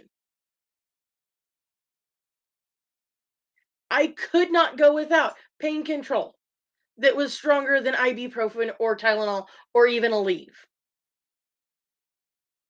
And taking Tylenol and even Aleve was like taking fucking Tic Tacs. It did nothing. I needed prescription painkillers to deal with the pain that I was having. And she left me on a medication I was clearly, blatantly allergic to. And the level of allergic reaction I was having, I could have fucking gone into anaphylactic shock and died because she did not change my meds. She left me on those meds that I was allergic to and could not do without for 2 weeks. It wasn't until we absolutely fucking demanded that she basically shit or get off the pot.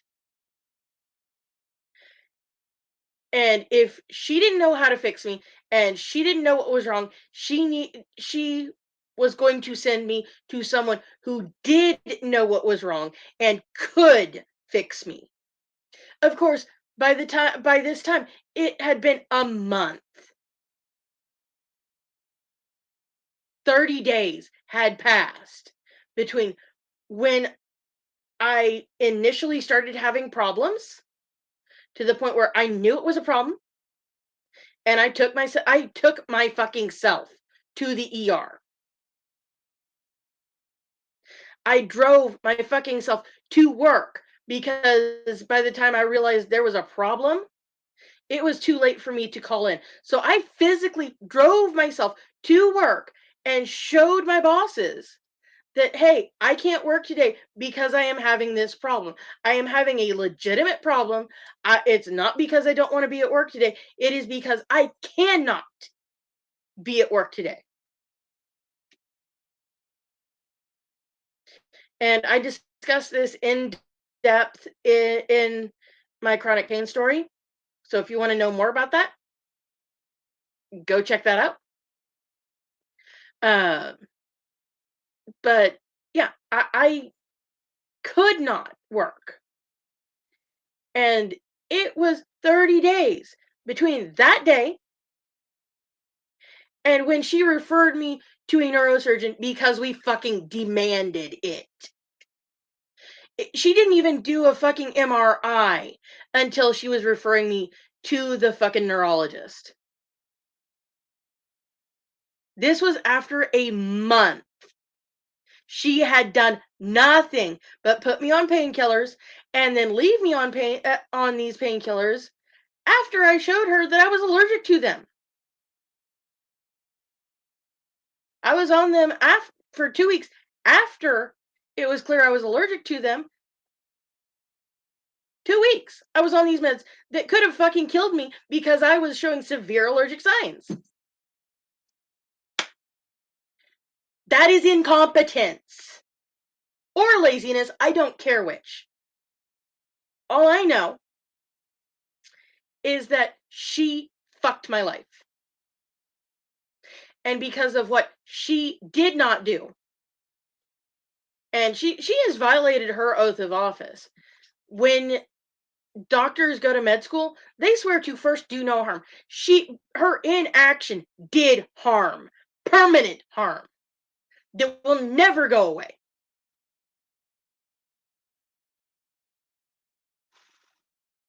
That's incompetence. That's laziness. That is a fucking violation of her oath. Her job was to fix me, and if she couldn't fix me, at least not do further damage. She didn't do that. She did nothing. And nothing was worse than trying something. And that is not okay. And so every time I get a chance to put her on blast, I fucking will. I don't dwell on this shit because I don't talk about this shit every day.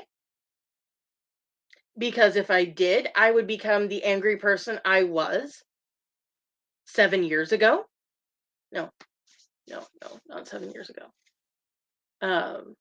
13 years ago.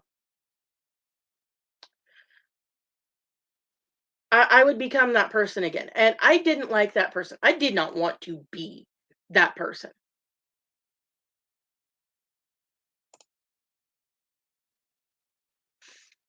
But because of what was going on, I was that person. Because I was angry.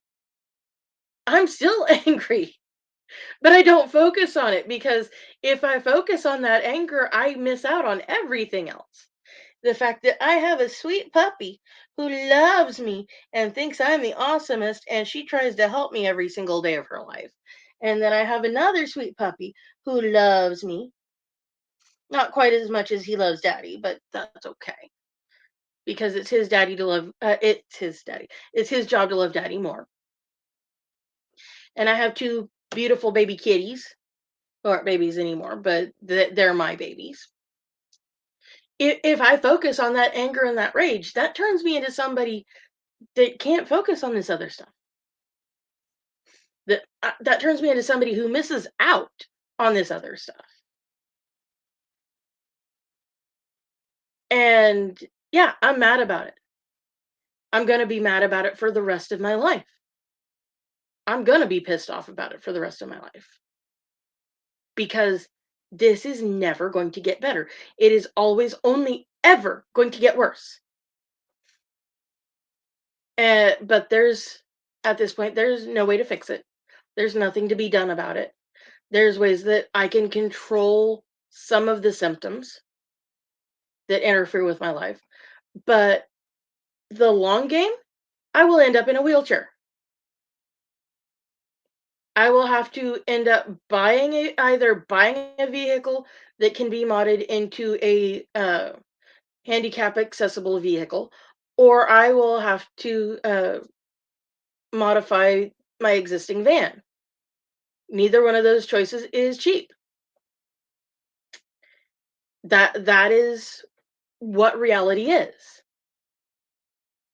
And that's also one reason why I'm really not happy with having to get the handicap placard. I'm really not happy with that because that means that I am one step closer to being in that wheelchair. And I do not want that ever. But I know that I can't avoid that. I can try to put it off for as long as I can, but I cannot avoid that. And that is why it makes me so upset that I'm going to have to do that. Oh, I'm not gonna stop doing my physical therapy because it helps, and it does stretch the muscles out, and it does make help the nerve remember what it's supposed to do. But even in spite of everything that I'm doing, everything that I've learned that can help push that stuff off, the damage is still progressing, and that day will come. When? I don't know. I could have another 10 years. I don't know. I could have another 20 years. I could be 60, 65. I don't know how long it's gonna take for me to get to that point. But I don't focus on that because if I focused on that, again, I'd turn into that person that nobody wants to be around. That person that's focusing on the horrible thing that's missing out on all of the good stuff that's happening. The fact that I have kids and they're awesome and they're smart and they are incredibly clever and they come up with stuff that I can't even fathom how they figured that out. The kids I work with, that I spend so much time at their house, I am a member of their family. It's like I would miss out on all of that if I focused on one day I'm going to be in a wheelchair. One day I'm going to be in a wheelchair. One day I will be in a wheelchair. And I hate that. And I hate that. And I don't want that. And I hate that. If I focus on that, that's what I will turn into. And I've been there and I did that. And I don't want that. I tried that. It didn't work. I was not a friendly, happy person. I was not somebody that anybody wanted to be around, but I was blessed and I was lucky that my parents loved me. My dad did the one thing that was the hardest thing for him to do ever, ever, ever in this world. He went to the hospital with me for my surgery, and he was there the day of my surgery for my surgery until I was out of the recovery room and he got to see me and I talked to him and he knew I was okay. And that man hated hospitals more than anything on this planet. But he went to a hospital on the day of my surgery to be there for me. That is support.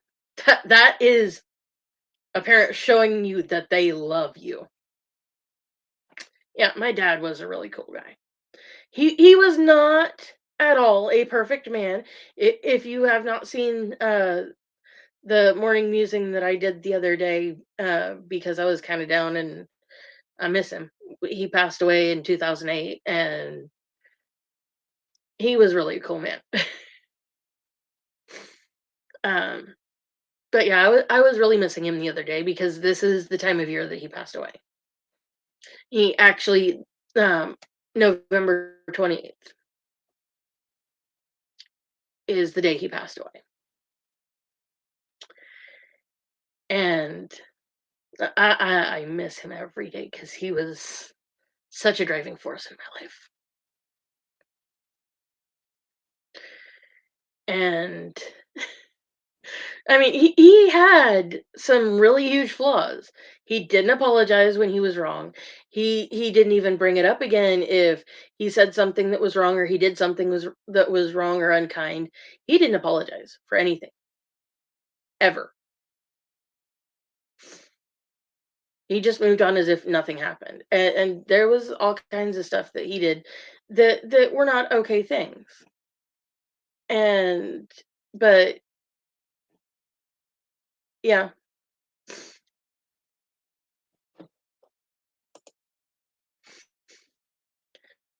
but yeah, it's like everybody's got that side of them that they're not really proud of. That's not super cool. That they don't even like. But is which side is it that they show the world most of the time? And I realized that outside of our house, my dad did not show the world the kind, compassionate man that he was. He showed the world this hard, tough exterior because that's what he learned when he was a child. You have to show people that you're tough. You have to be hard. Anger makes people back off and leave you alone. So if you show anger, they'll leave you alone.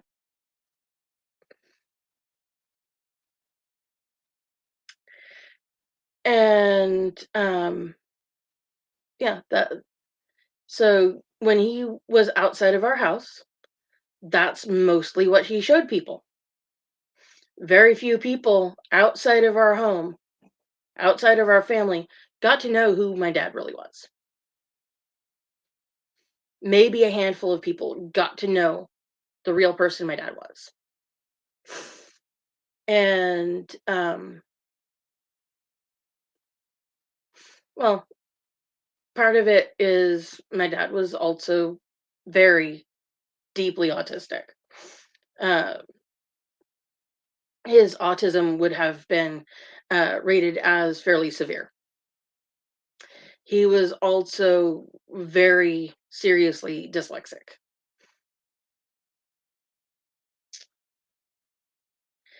I mean, he got to stay and be part of my life past those years where you're a teenager and you're trying to fight your way through the universe and create your spot in the universe and figure out where you fit and where you're clashing with your parents and it's that teenage angst and fighting and stuff. And then past that, you're kind of young adult, early 20s, where you kind of know that you don't know everything, but you don't know that you don't know everything. And then making it past that time frame to where things settle down and all of that goes away. All of that fades out into the past. And then you get to know your parent as a person, not as your parent. Yeah, they're still your parent, but you're getting to know them with you as an adult and them as an adult and get to see who they really are as a person. And I got lucky. I got to do that. I got to see that part of him that kid me couldn't see. Child Samantha could not see that part of it because up until that point, my dad was my dad. He wasn't my friend, he was my dad. And then it was only at that point that we could start being friends and we could build a friendship. Why are you trying to knock my stuff over? Why are you distracting me? You're being a distraction. You're being a distraction. Um, but yeah, it's like I got to be friends with my dad, and that's something that a lot of kids don't get. And we would sit out underneath the deck at my parents' house in Oklahoma, and we would talk about whatever, anything and everything. And me and my dad, we did not have the same political views. He was very conservative in his political views, and I am absolutely not conservative. Um, I'm actually kind of moderate to I'm on the moderate side of liberal. I'm not like super liberal, but I lean towards the liberal side. So a lot of political stuff we had to agree to disagree. Um, and that was okay. He taught me about agreeing to disagree, and that he taught me that hey, there's some stuff that we won't ever agree on, and that's okay. It's like I can try to convince you, and you can try to convince me, but it won't work. So instead of continuing to debate about it, okay, this is something that it's we're not going to agree on, and that's okay. And that's actually something that a lot of people need to learn more about. You don't have to agree on everything. Everybody does not have to have the same opinion. Totally okay. It's like, well, for example, my cats. Doodles, thinks that Jane is relatively okay. As long as she's not getting up in his face and she's not up in his business too terribly much, she's relatively okay. He doesn't mind. He only really gets hissy with her when she's just being way too pushy. Molly, it's like if Jane's this close to her, that's too much. Go away. Doesn't matter if Jane's doing anything or not. If Jane is breathing and she's this far away, that's too close. That's too much. And I mean that's just difference in personality and what we're cool with. And politics is the same way, and a lot of other things are the same way. And it's okay that Molly does not want Jane up in her business, not even like a foot away. That's okay. And it's okay that Doodles would rather be kind of friendly with her.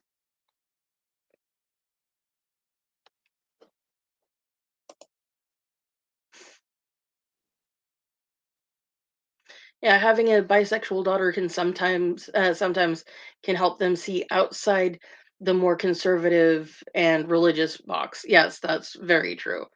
That is very true. um, I've got some friends that their opinion of things had to change when they discovered that their child was not heterosexual, and and it doesn't matter where on that you fall.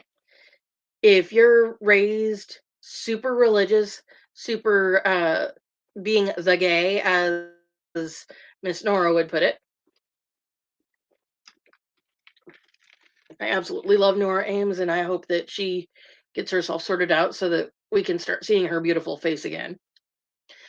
And I want to see whatever kind of content she puts out because she's just super cool and I love her. But yeah, if you grow up being raised to believe that the gay is bad or anything other than heterosexual is bad, and then you have this child that, oh, hey, guess what? I'm non-binary, and I like girls. Oh, by the way, I am genetically a girl. Yeah, that's something that comes as a bit of a shock to the parents. One of my best friends had to deal with this. Uh, because her husband's family is super duper Christian, and that kind of went over like a lead balloon with the grandparents. Yeah, choices one has to make. Oh, I'm sure he was surprised. I am absolutely sure he was surprised. But, but how you can tell if this person's a good parent or not? Did we say, "Oh, you're gay?" Or you're not 100% straight, the straightest line you can be? Bye. Get out of my house. If they go, "Huh, well, I didn't see that coming." Okay, let's re-examine what's going on here. You're my kid and I love you. And we'll have to figure out how to reorganize my belief system to fit the new information about you. The you're not straight and get out parent, that's not a parent.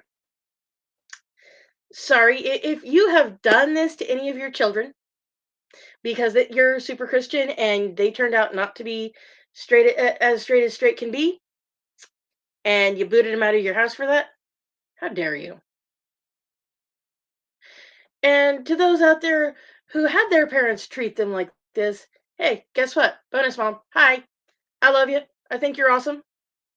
If you want to be the Sparkle Fairy Queen and you were born XY and you still have a male body, hey, guess what? You are the Sparkle Fairy Queen and I love you and I think you're awesome. And if you want to be your most fabulous, fabulous self, awesome. Be that way. Be that way because you are beautiful however you are.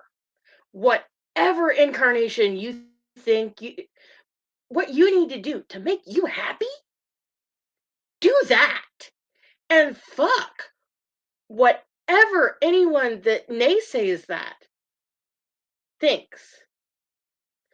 Because your happiness and what you need to feel good inside about you, that is the most important thing in the world. Because this world is full of bullshit. It's full of, oh fuck, now I didn't ever want a handicap placard and I knew it was probably going to come one day, but I really, really hate it and I really don't want it. It's like, yeah, that sucks. And yeah, I hate it. And yeah, it's absolutely the last thing in the world I want.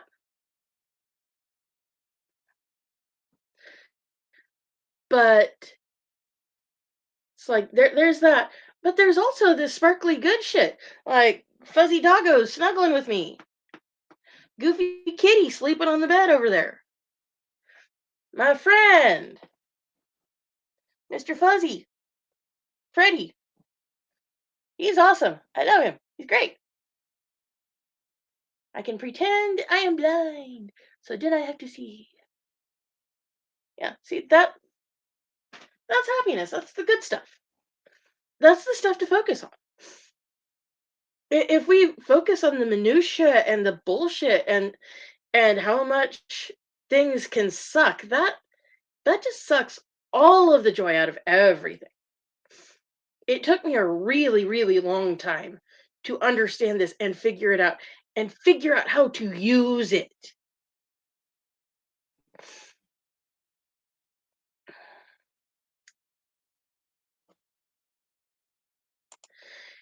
And figure out how to use that stuff to fill you up with joy. That's what makes the world worthwhile.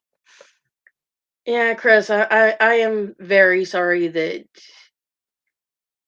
you didn't have either one of your bio parents in your life or that your dad was not the kind of dad you needed. I am really sorry about that. And that is not the way it should be. And I mean, the way that Reese's dad treated her is not the way it should be. No parent should ever tell you, you're dead to me. You're not my child anymore because you're doing something I don't approve of. No parent should ever tell their child that. No parent should ever make you feel that bad about yourself just because you're doing something they don't really approve of. Or worse, that there's somebody that didn't really want kids, never should have had kids, but oops, and now they have kids that they didn't want, but they're also not willing to put them up for adoption so that they can have parents who do want a kid. And that way, the people that don't want the kid don't have the kid. They just have to bring it into the world and then let the people that want the kid have the kid. I mean, there's reason why this system exists in the first place. But a lot of people, they're like, oops, I had a kid. I didn't want a kid, but here I've got a kid. And then the kid is being punished for the fact that their parents didn't want them. The their parents wanted to have sex, but they didn't want the byproduct of the sex.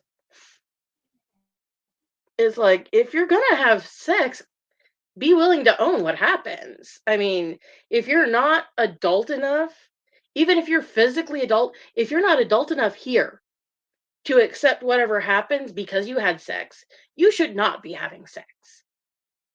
Not at all, not ever. Not by any stretch of the imagination.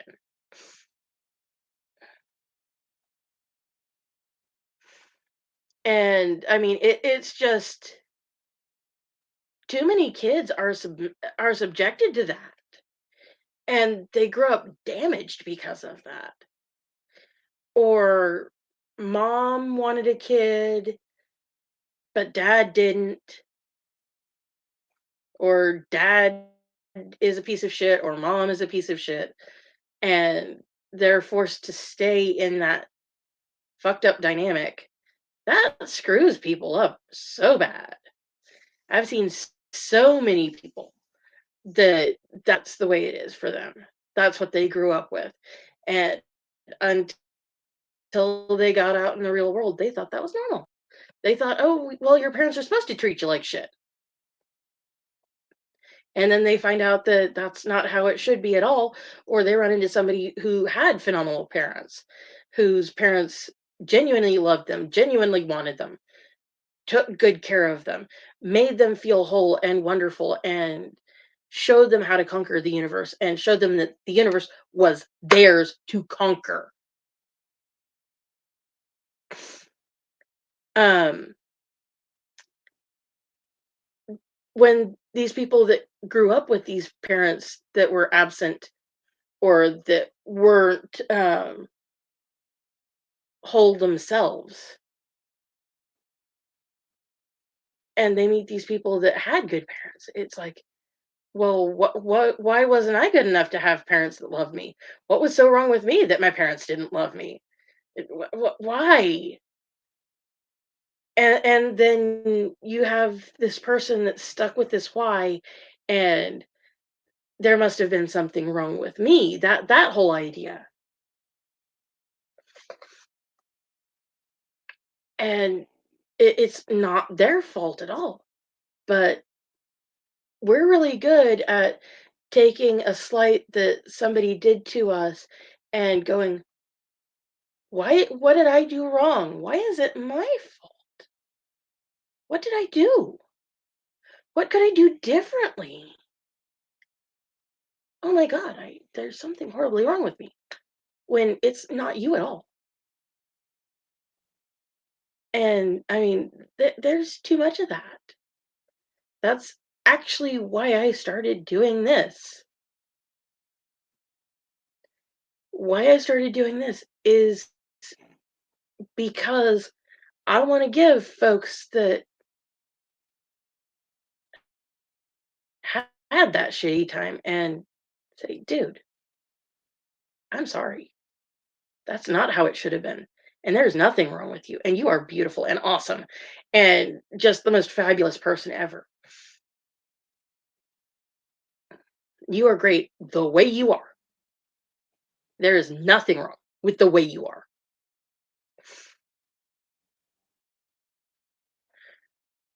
I mean, bipolar, I know so many bipolars, and almost every single one of them, with a few very specific exceptions, um,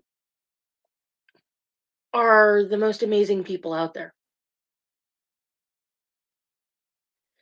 Actually, I know so many people that have um, chinks in their psychological armor because of shit that they went through, or because things were fucked up when they were growing in their mom's body and shit didn't form right, or your brain chemistry is off, or part of your brain didn't form. If you're one of these people that your brain is different, by the way, any brain difference, that's neurodivergence. It doesn't matter if it's schizophrenia, it doesn't matter if it's bipolar, it doesn't matter if you're dyslexic or autistic or ADHD or OCD or any of that. If your brain is different from what is typical, guess what? You're neurodivergent. You are a magical, beautiful brain, exactly the way you are. Sometimes medication helps to help you feel better inside your body and inside your head, and that's great. That's good. That is beautiful, because all that does is help you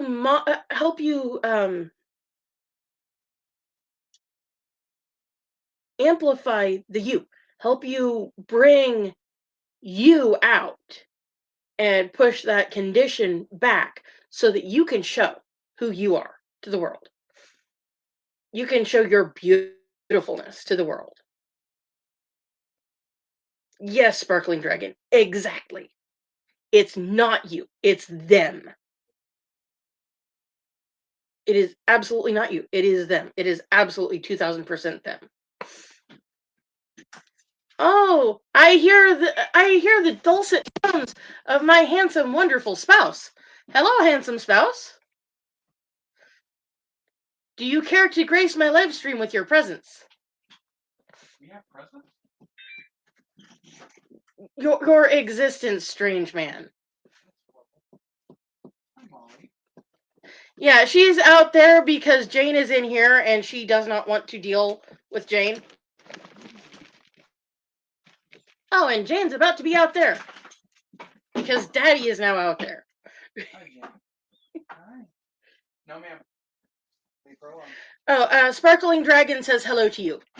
Okay. Oh. Hi. The disembodied voice of my husband thanks you. Where's the old man? He's up here snuggling with me. He is trying to fix Mama.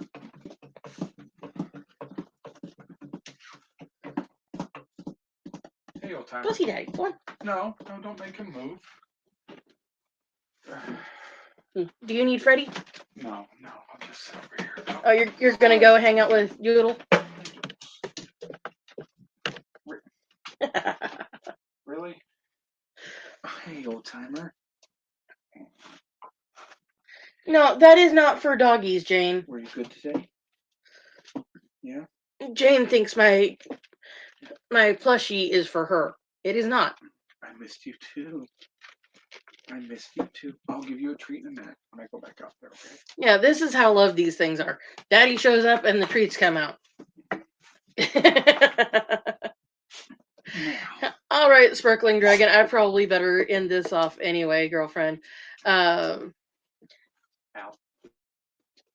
And Chris, you're still good for our Friendsgiving. It's looking like it might be 11 o'clock or noon. Hey.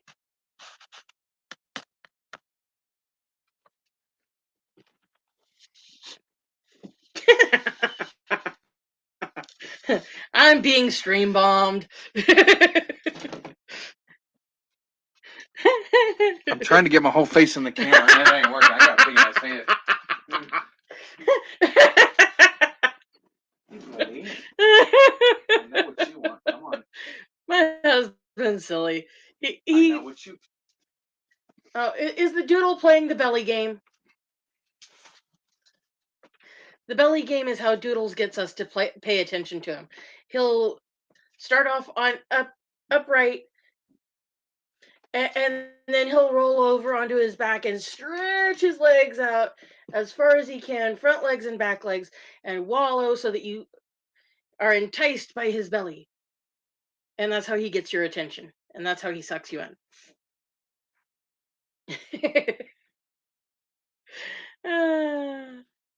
Yeah. He was trying. The setup that I've got in here is not the best for anything other than solo or solo with uh, furry guests. Trying to add a human guest to this setup, the way that I've got it here at my house, that's not going to be. That's not going to work out very well. But yeah, I probably better end this off and go eat supper and get ready for bed because morning comes a lot sooner than you want it to. And I have a goofy teenager that is out of school all week to hang out with and keep from generating mischief. So just remember, you are amazing, you are wonderful, and you are worth it. And never accept somebody else's answer when it doesn't back up your own. And question everything, because it's not worth doing unless you've checked it out yourself first. Don't take anybody's word for something. Question it, research it yourself. Don't even take my word for something, because I can be wrong. I've been wrong. And when I'm wrong, I try to correct my my inaccurate information. And yeah. But yeah, that's all we can do is grow and learn to be happy with who we are. Even when shit that pops up sucks. I love y'all, you beautiful people. You have a good day. Until Wednesday. No, until Wednesday. No, until Thursday. So I'll see y'all on Thursday, whoever decides to show up for the Friendsgiving stream. And I hope y'all have a good sleep. Exactly. Explore, experience, and expand. And I'll see if I can create an intro and an outro between now and Thursday. Wish me luck. Hey, I've learned how to share content. Yay! Next, learning how to get my husband to quit pretending to kick my dog. No. Tell her, Doodles. Next, learning how to build intros and outros. Wish me luck. This could either be great or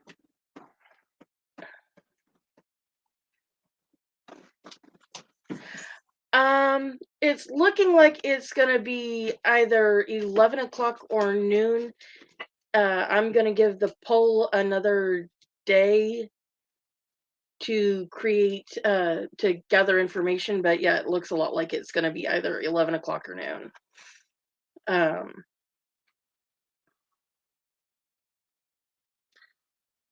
you just gonna lay over there and go to sleep?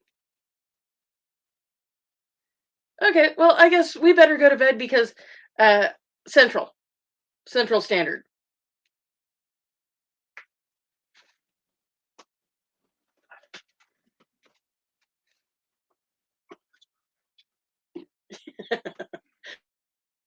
Oh, Jane's gonna come sleep with you, babe.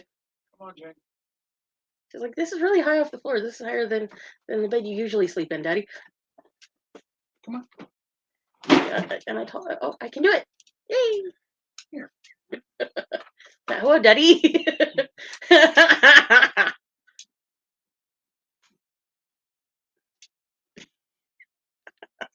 Good girl. Oh, we absolutely will, Sparkling Dragon. I love you, Sparkling Dragon. I love you, Chris. I love all of those that are watching the replay. And I will see you guys on Thursday. Hi, Jane. Sweet dreams and happy thoughts. Not up my nose.